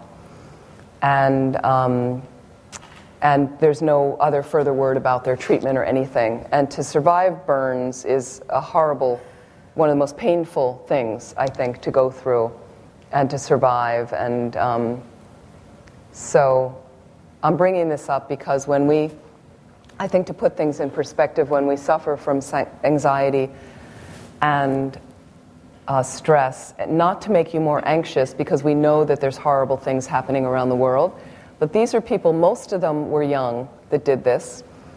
Some of the most startling for me, there were young monks and nuns. There was a young girl, 16 years old, and the photo of her was taken in front of it looked like she had, gone to Beijing for a holiday or something. And it's kind of why at 16 she's not thinking about hair and nails and shoes. Instead, she's lighting herself on fire for, horrible. So I think for me, it puts it in perspective for me when I'm get stressed or anxious about something is I just think about people that have it a lot worse than me and have a lot worse things to worry about and stress about. So I don't know if that's helpful, but it's really helped me when I always can think about others and bring that into my perspective that how bad is this really? How, and one of the things His Holiness always says is when you are analyzing your mind and whatever is consuming it at the time, whatever delusion has arisen, is to ask yourself, is there something I can do? Then proceed and do it. And if not, then practice letting it go. But I do find every time I bring in the other person, it just expands my whole consciousness to think, okay, this is a serious situation I need to take care of, and I'll take care of it, but I have a very good basis from which to take care of it, right? So I want to do a Tonglen meditation. And one of the things that I find is other things people get overwhelmed about. This woman who is sitting here, she's not here right now, but last night she said she gets overwhelmed by also the macro, the outer world that is suffering tremendously right now. Some of the things that are going on with that. So when you read the news, or if it's too painful for you to tune into, but you want to be aware, and when your general community is suffering, somebody gets for me it's just like if I hear about one more breast cancer diagnosis. I lost 2 friends last year to breast cancer. One was a nun, and it's just, this is samsara. This is what happens. And so you say, what can I do? And one of the things you can do is Tonglen meditation. So it doesn't fix everything. It doesn't heal the world. It doesn't make war go away. It doesn't cure cancer, even though Lama Zopa Rinpoche had a student that did it for his HIV, and it apparently, he was HIV free after intently doing this practice for some years. It depends on your faith in the practice. It depends on how well you can do it. And there are variations on this practice, okay? So one thing, when you are finding that you are stressed and anxious, this is something I find very, very helpful. Okay, so just sit comfortably. It's not too heavy for you to tell you the story about the self-immolations? I hope not. It's important to know that they went on, they did nothing. It had no dent for China. These 120 people lost their lives, most of them. But it's important. I'm glad, some people criticize why to have them on this board, because they said if a young person was a little imbalanced mentally and saw the pictures, they might feel like they could be a hero by setting themselves on fire. But I think it's more important to remember these people that died. So just sit comfortably and make sure your spine is as extended as possible.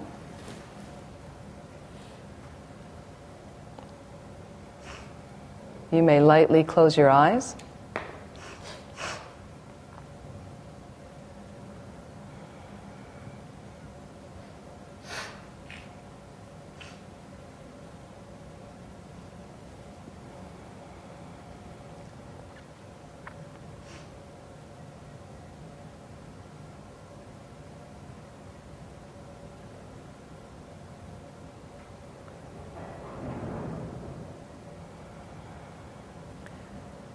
Bring your awareness to your breath right now.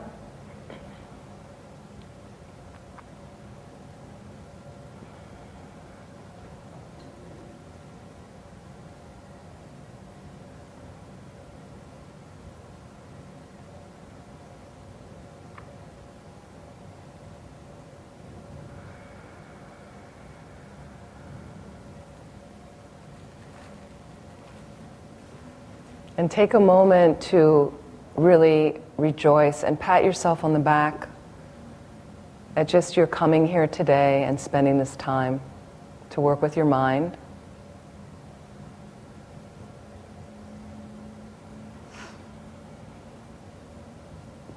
And breathe in gratitude towards yourself. And just breathe it into your whole being, body and mind.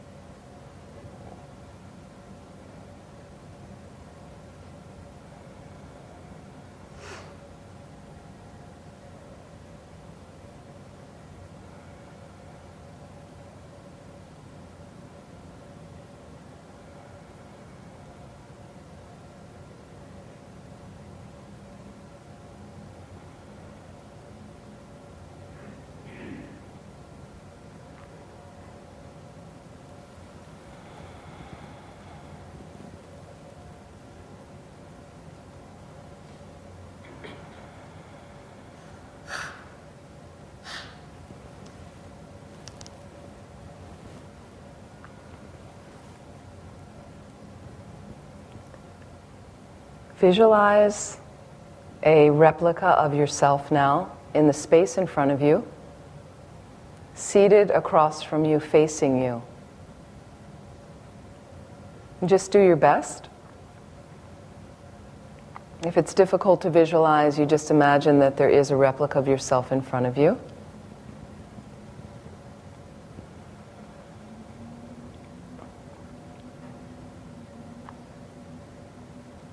Look across at yourself and get in touch with the different experiences you have of fear, stress, and anxiety.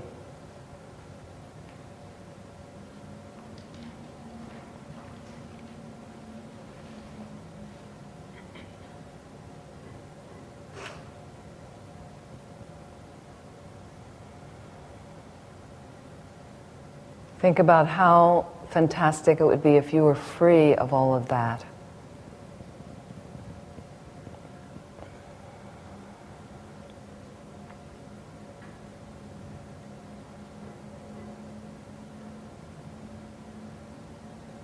And looking over at yourself and really caring for yourself to be free of these mental events that come and go.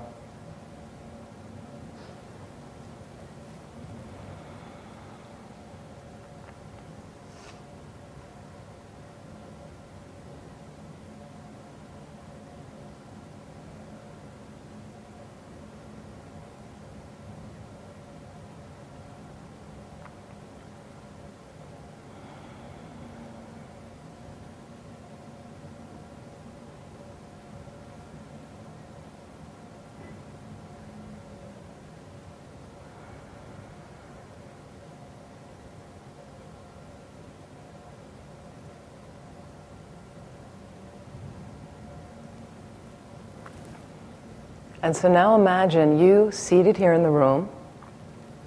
Imagine at your heart center, not only do you have Buddha nature, but right now we're going to imagine a seed, a constricted knot that represents our anxiety, our fear, our worry. So of course the Buddha nature is there, but occasionally we get this knot, this constriction. And it's located kind of in the center of your core. Just imagine that place, tight and constricted.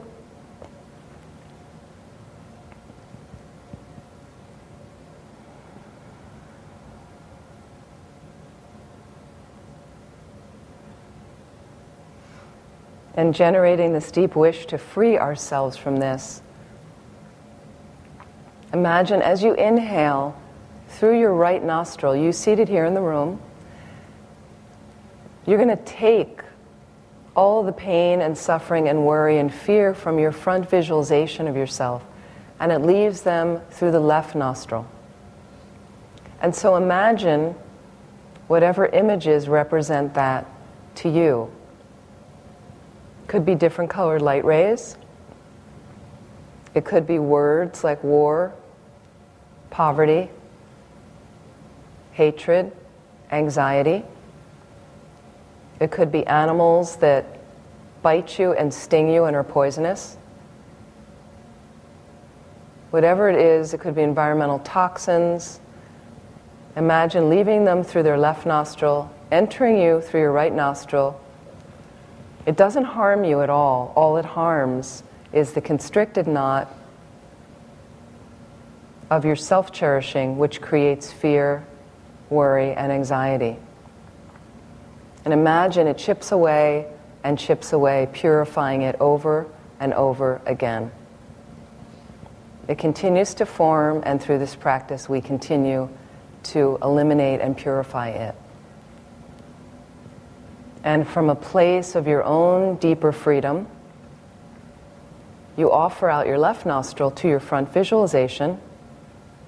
It enters them through their right nostril, all the images of freedom from anxiety, fear, and worry, in whatever images that represents for you.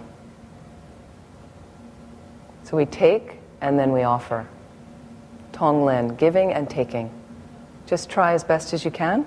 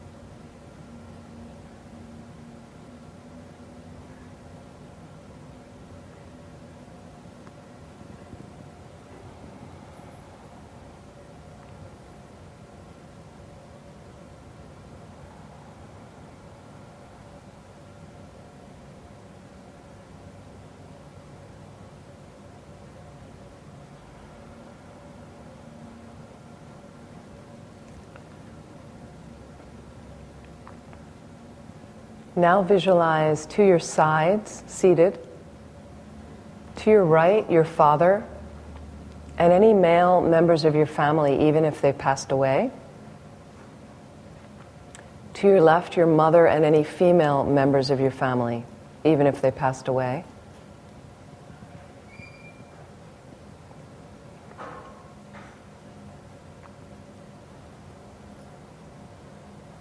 Imagine their fear, their anxiety, and generate a thought how wonderful it would be if they could be free of those situations.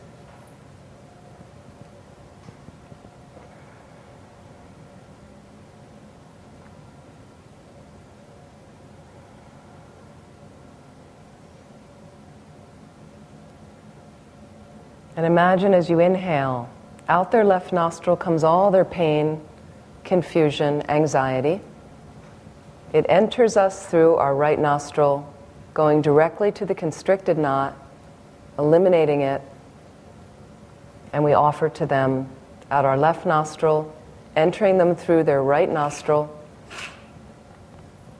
happiness, joy, freedom from all fears.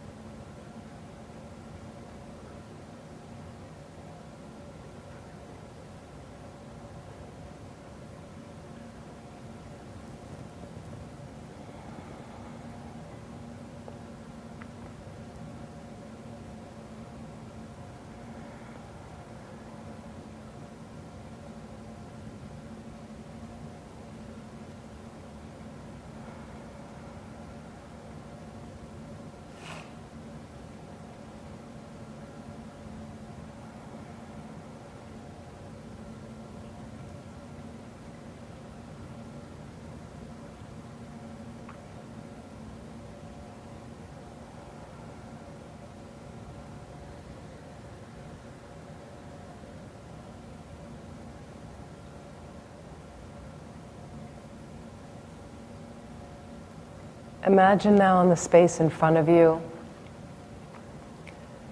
seated to the right of the front visualization of yourself is someone you would consider an enemy. Just take one person, put them there facing you.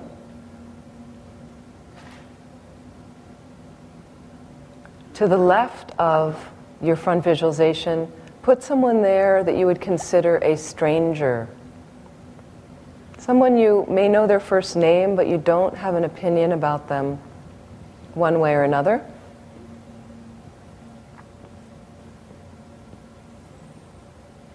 And the space behind you, seated in a semicircle, supporting you, imagine your friends and people you like. Just take a moment to set up these individuals.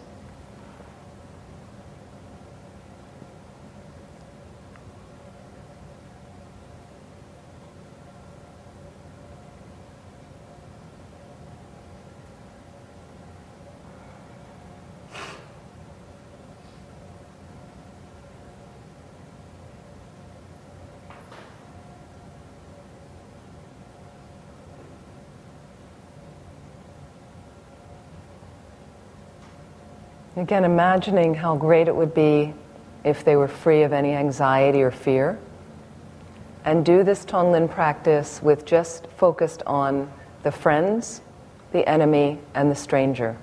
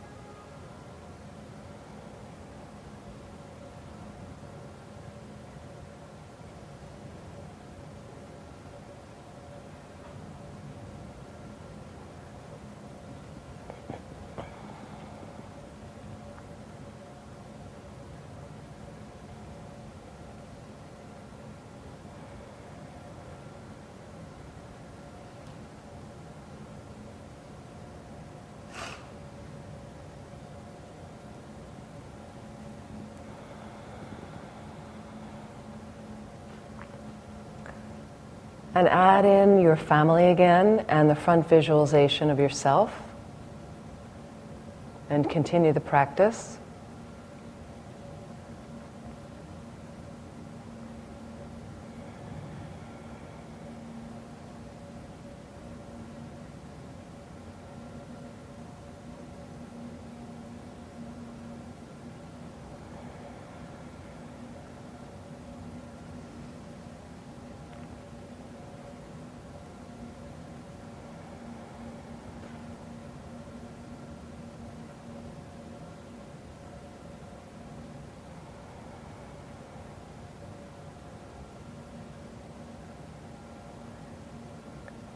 And let's add all of the beings in this room right now to the visualization.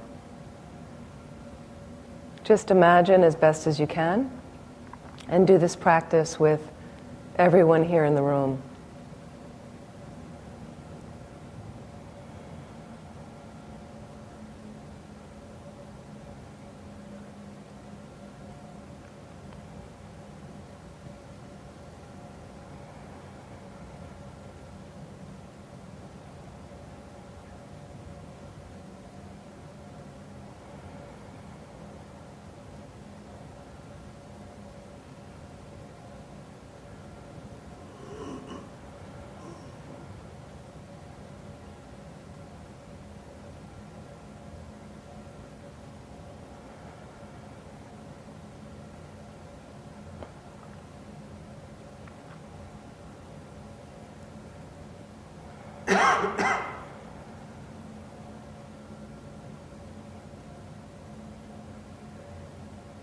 And let's continue to expand to all the beings in the New York area. Add them to the visualization with all the other people as well.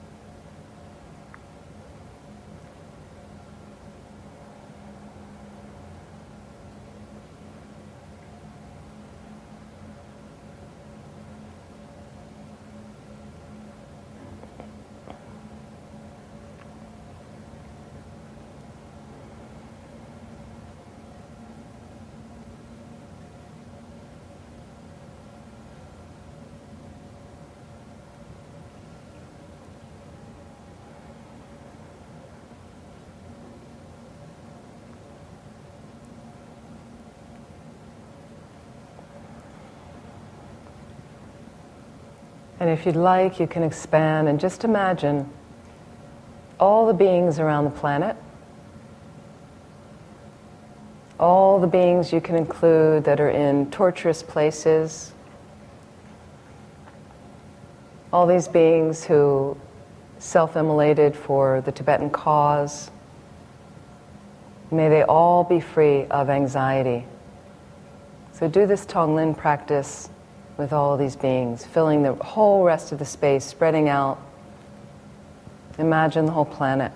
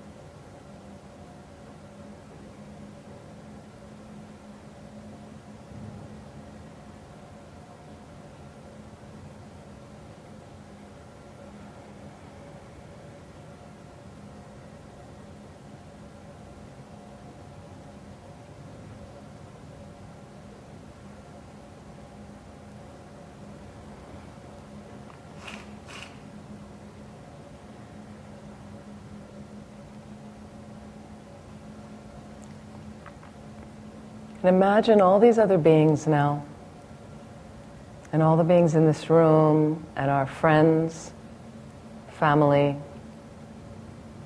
the enemy, and the stranger. Imagine that there is some decreased level of anxiety and fear. Imagine them a little bit more peaceful. If we create a little bit of peace here, in this pocket of the world, it does send ripples out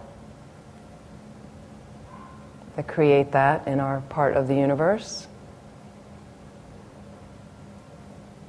And slowly allow them to dissolve back into the space from which they came, leaving you and the front visualization of yourself.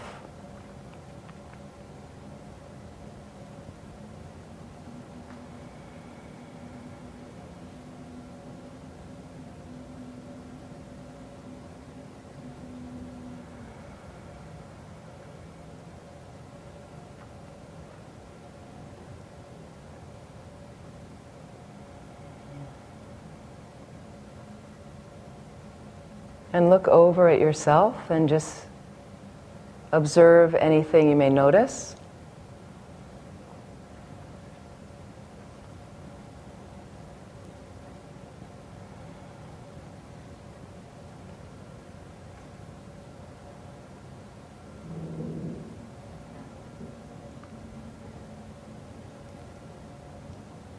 And let's send these wishes to yourself right now. And just sail them across to the front visualization. May you be happy. May you be healthy. May you be free from suffering. May loving kindness manifest throughout your life.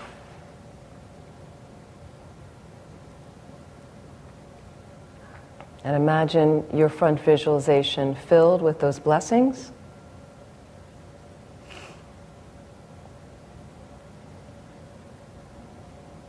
And slowly imagine the front visualization dissolving into a radiant golden drop.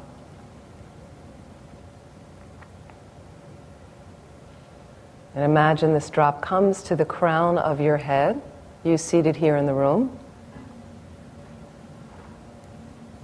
Slowly melt into you.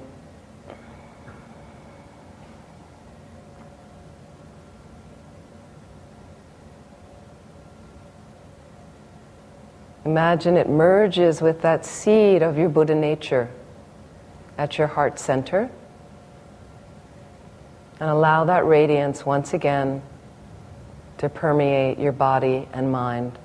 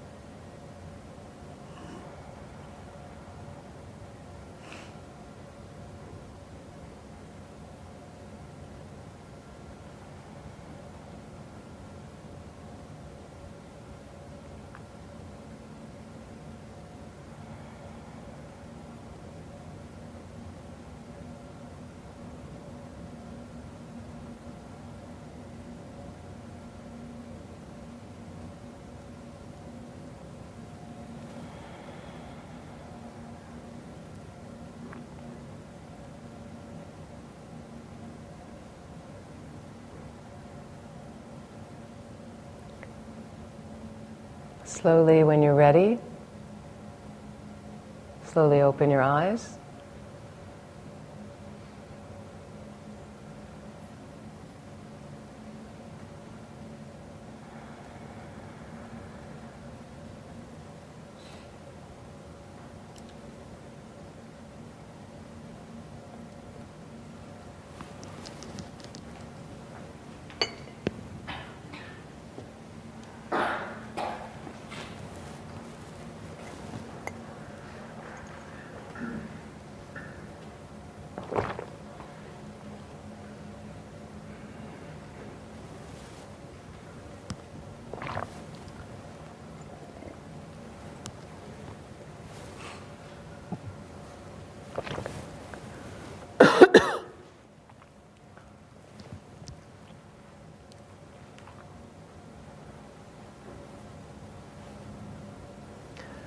Any comments or questions about the meditation? Yes? Okay, wait, he's going to bring you the microphone. Excuse me. Yes, no, I was just curious when you were talking about all those bad things coming out into you, and then The what? I'm sorry, I'm not hearing that word. All of the negative energy and everything coming out and then into you. How is that supposed to? And it hits that core part, if I understood correctly. That you're. I'm not sure I was fully. I can't hear you. I'm sorry. Can you hear me now? Yes, now I can hear you. Okay, sorry, I wasn't close enough. That's okay. No, when you were talking about the negative energy coming out and then it went inside of you, and I'm not sure I understood this properly, so maybe I just misunderstood. It hit the core inside of you, and it was cleansing. How are you supposed to visualize that working? Yeah, you have a constricted knot at your heart center, and so you're taking all your anxiety and all your worry and your fear, and you're putting it there. So when people get free-floating anxiety and stuff, it can permeate your whole body. And I'm asking, with Tonglen, you take your delusion and you place it there. So when you're taking on somebody else's suffering, what people get nervous about with Tonglen is, I don't want somebody's cancer. At our level, we don't get their cancer. It's really an attitude. And this is a very high-level practice. It's not normally taught to beginners. So you're basically saying, I'm willing to accept as a bodhisattva, I'm asking to take on your suffering, but it's not going to harm me. All it's going to harm is my fear, anxiety, and worry that's located in this constricted knot. And it cleans it and cleans it. But it keeps surfacing again, right? And we just continue to chip away and purify. Okay, thank you. Sure. And then from that space of where you're left with a little bit deeper space of joy and wholeness, and then you offer from there. But it's a process. But it's a very, very powerful practice, because the radical thing about it's usually taught in one step of how to develop bodhicitta, equalizing and exchanging oneself with others. That teaching, and it's a profound teaching that was a secret teaching, because Tonglen meditation, it's radical. Who would want to take somebody's suffering on? And if you don't go out there after this retreat and go out and tell everybody in the street, guess what? Because it freaks people out. It's not our culture. Okay, it's very, very profound, this. But this is the key to your happiness. This is the key to combating stress and anxiety. And it's all focused about helping others, and the real wish to want to take on others' suffering. It doesn't mean you take on their suffering. If you just have that attitude, and if you pattern yourself to do Tonglen meditation, and you have to breathe anyway. You're breathing anyway, so why not use it for something useful? You can sit on the subway. You can take on all the suffering on the subway car, let it chip away whatever delusion you want to place here. You could just say fundamental ignorance, not having a direct perception of emptiness. Okay? And I give everybody in the subway car happiness and clarity. What's wrong with that? Nobody needs to know you're doing anything. But you get your mind on automatic pilot with it, and when you're dying, if that's what comes up, no problem.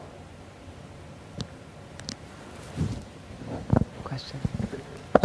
Just to clarify, you're taking an idea of negative energy to chip away at your negative energy. Mm-hmm. And then you're breathing out whatever's left over, or you're breathing out You're breathing out goodness and wholeness and all the good things. Because when you eliminate and reduce your negative energy and that delusion, you're just left with who you really are, all your goodness. You know, Buddha nature fully manifest, and then you offer that. Why wouldn't we want to offer that to people? Right? Does it make you happy? How did you feel at the end? Confused, happy? I know when the first time you do it, it's a little confusing. You need to... But those of you who do for a while, any observations of...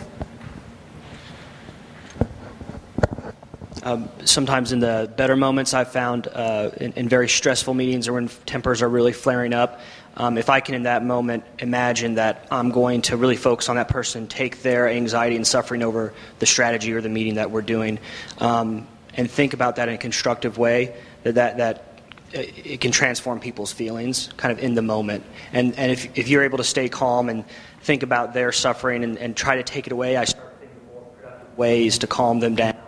and that has helped me a lot. Definitely.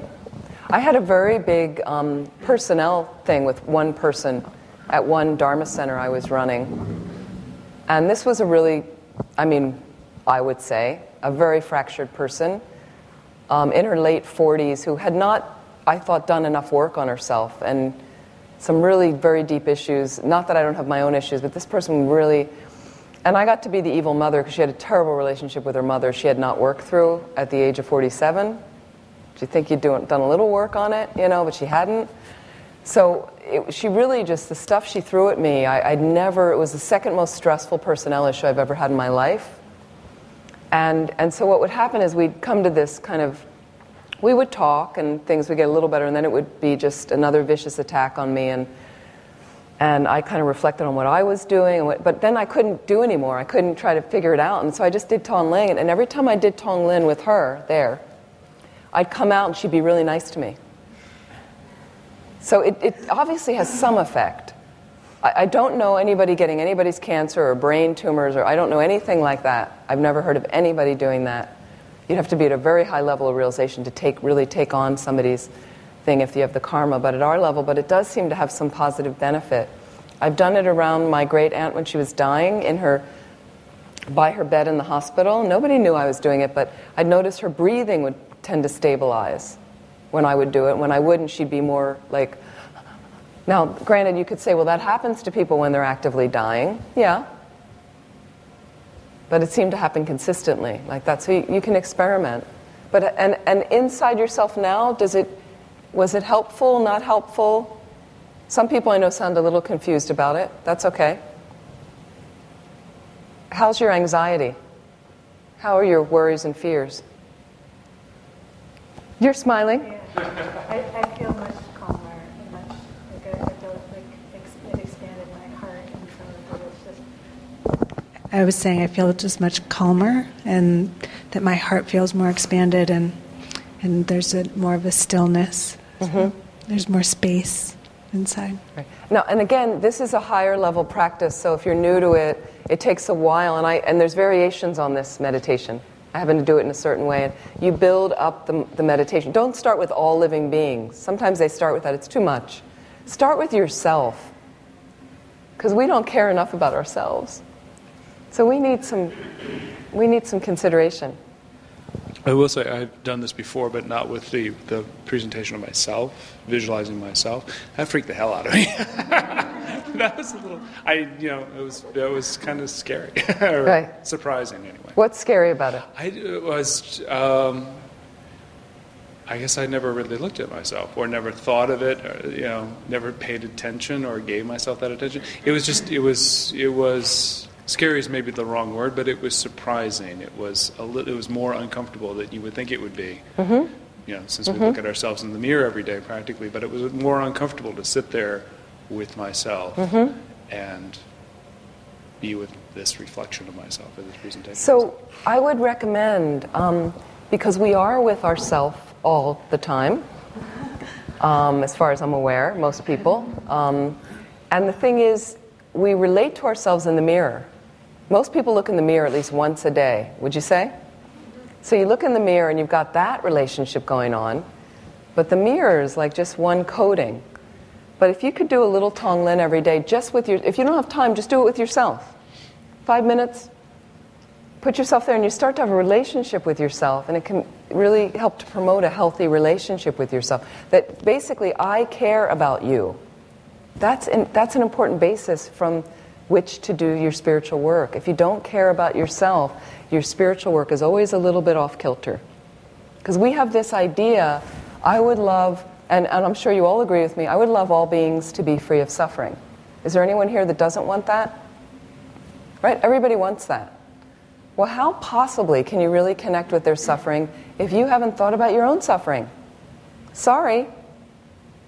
So let's do the work now before you're actively dying, and then you're just totally freaked out. I never did this stuff, I never thought about this, now, and it's just you and your mind. And that's it, there's nothing else.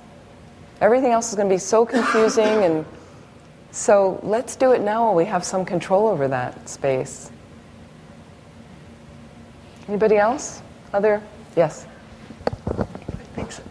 quite frankly, I've been doing that practice for years, and never once have I considered doing it for myself. So that was very interesting. And maybe I'll start doing it for myself. And I guess it goes back to a question that I had earlier that I was hoping you would reiterate, and perhaps I could use some variation of this practice or something else. So earlier you'd been talking about dealing with controlling, manipulative people, and I'd throw liar into that. And I would also, just through self-examination, say about for myself that that's definitely something I have to deal with in this life because I come up against it constantly, and I can't stand a bully. And luckily, sometimes I can get into the witness state with them. But perhaps you could... So you have a bully in your life, you're saying? And I run across it understanding? very much. Yes, I do, and I can't avoid this person. But I also run across it in work, and it pushes every button because it's exact same, and a liar. And I find that I'm very much operate in a defensive mode, feeling like I'm going to be attacked. Now, when I'm cool enough to step back, I can actually get into the witness state sometimes. But boy, I definitely... So does everyone in the office have this experience of this person? Pardon me? Does everyone in the office have this experience Well, of this certain person? people do. Certain people... how about the management term kiss up, kick down? Okay. I've run into that So this is a difficult... It's one person? Well, this is in one situation. I work as a consultant. I see this over and over again, and it really... And I also have it in my family. And so there's a couple ways to practice in the higher level bodhicitta teachings of equalizing, exchanging oneself with others. This is a more radical approach, right? It's hard. One thing is exchanging yourself with the person. So what's their experience? Do you ever consider what is their experience? Absolutely, okay. I have meditated on this. Yeah. Okay. So another thing is we need the enemy to practice. These are higher level teachings. This is not easy for beginners. Oh, and they are my greatest teachers. Yeah, they're your greatest teachers, the most cherished. We need this enemy. Why? Because they show you your mind. If you like everybody, it's kind of easy. My mind gets a little lazy. You're nice to me. Yeah, okay. So the person that pushes my buttons suddenly, yow, what's going on? And now my mind is more activated. I don't like you. Why are you harming me, interfering with my agenda? So one aspect of that, then, is to almost literally cherish them. So here's, this is something I did with a guy I worked with in a 30-person office. Everybody hated him. I had to do a project with him. I was the newest person there. I was very intimidated by him. I had heard all the horrible stories about him. And I was a new Buddhist, so I decided, I think I told the story before here, I heard there's different types of bodhisattvas. And I had paid attention with one of my teachers that their attendant was the kind that when you walked into the room, they would follow your eyes and they'd see that your eyes went over to the chocolate, and then he'd immediately go, oh, do you want some chocolate? Like there's bodhisattvas like that. They're watching. And there's a bodhisattva that learns in a 30-person office what everybody drinks and how they take their tea and coffee. Like it's just an exercise. So I was kind of playing with this. And I was just kind of, and I found out that I learned how he took he took coffee and he drank it with milk only, no sugar. And I decided one day I was going to get him a cup of coffee. But it took me like 3 weeks to build up the nerve to genuinely offer him a cup of coffee. And I tried to make it very casual. I went by his office one day and I was like a little clammy and like nervous, and was he going to yell at me? And I just happened to go by, and I said, somehow I caught his attention, or there was something I had to bring to his room to give it. And then I just, at that moment, I was going to take the time, and I said, listen, I'm going to the coffee machine. Would you like a cup of coffee? I said, cream, no sugar, right? So immediately he was disarmed. Because first of all, an act of kindness, and I was genuine, but you have to be genuine, act of kindness. And then he was disarmed because how did somebody know how he took his coffee? Like that's a little, like somebody cared enough to notice, that knows how I drink my coffee. So he was right then like,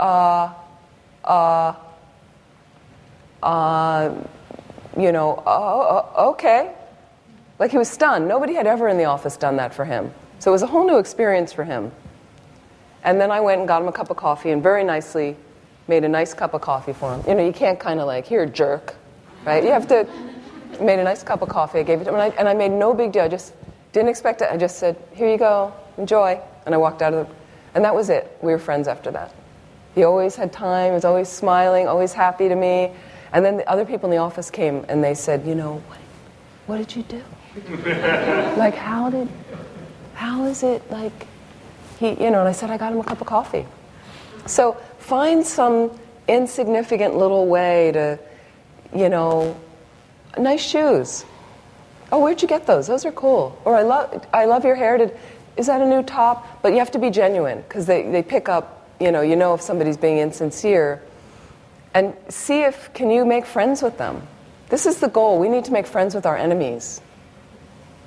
That's how harmony is created on the planet. Is that possible? Is that possible? I do aspects of this with these various people, but I know it's my karmic thing.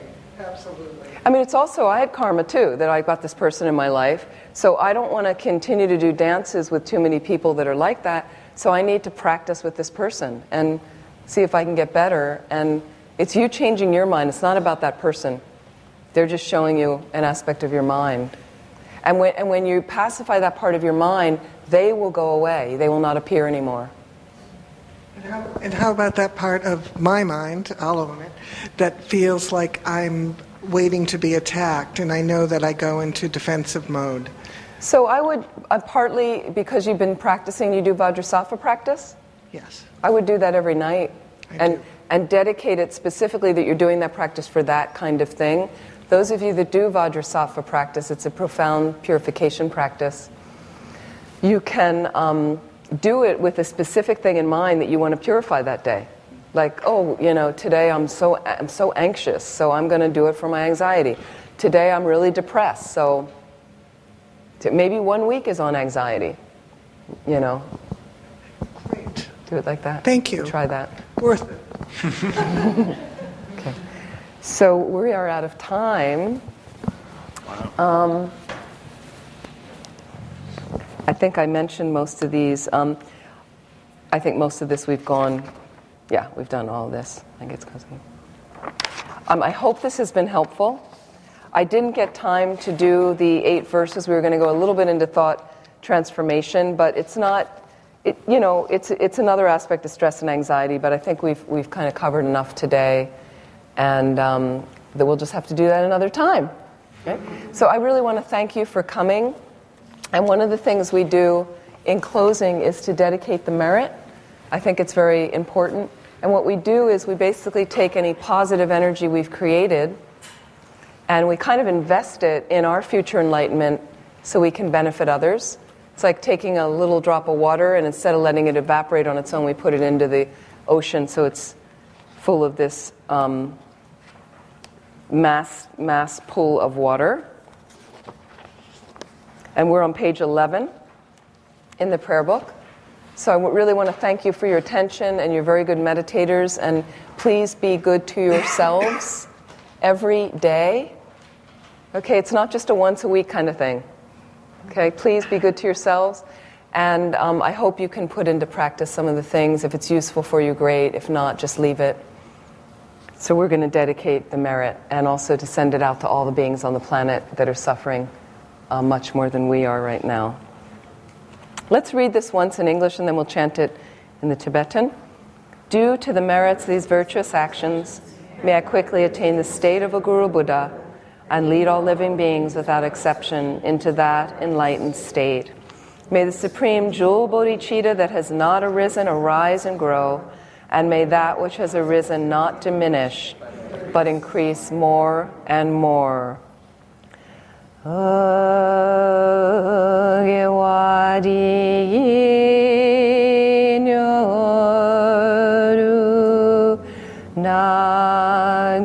Lama Sangye Drogyorne Drowajigyang Malumba Dei Sala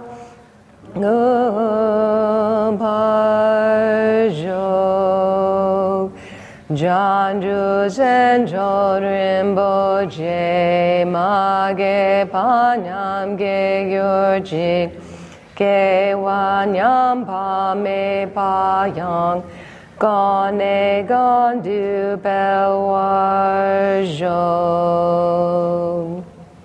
Due to the merits of the 3 times collected by me, Buddhas, Bodhisattvas, and all their sentient beings, which are totally non-existent from their own side, may the I, which is also totally non-existent from its own side, achieve Guru Shakyamuni Buddha's enlightenment, which is also totally non-existent from its own side, and lead all sentient beings who are totally non-existent from their own side to that enlightenment which is totally non-existent from its own side, by myself alone, which is also totally non-existent from its own side. Next page, the long life prayers for His Holiness the Dalai Lama and Lama Zopa Rinpoche.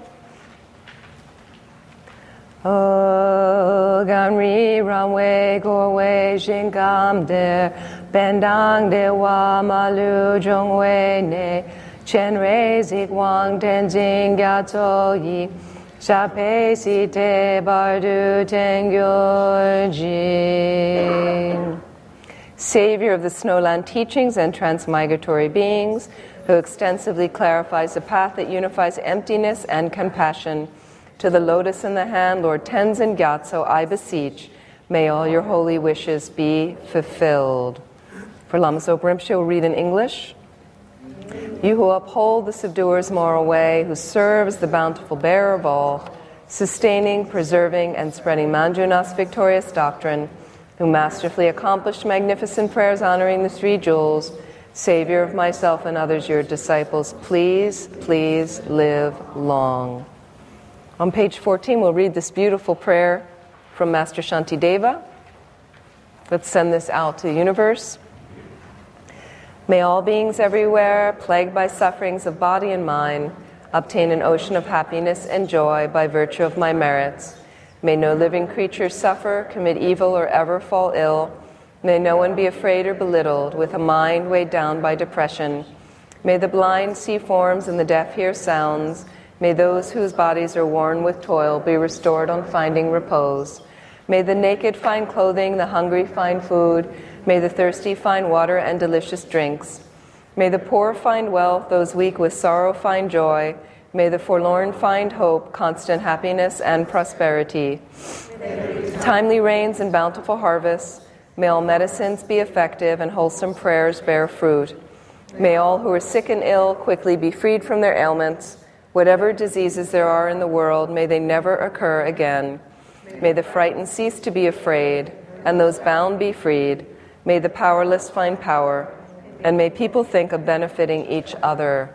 For as long as space remains, for as long as sentient beings remain, until then may I too remain, to dispel the miseries of the world.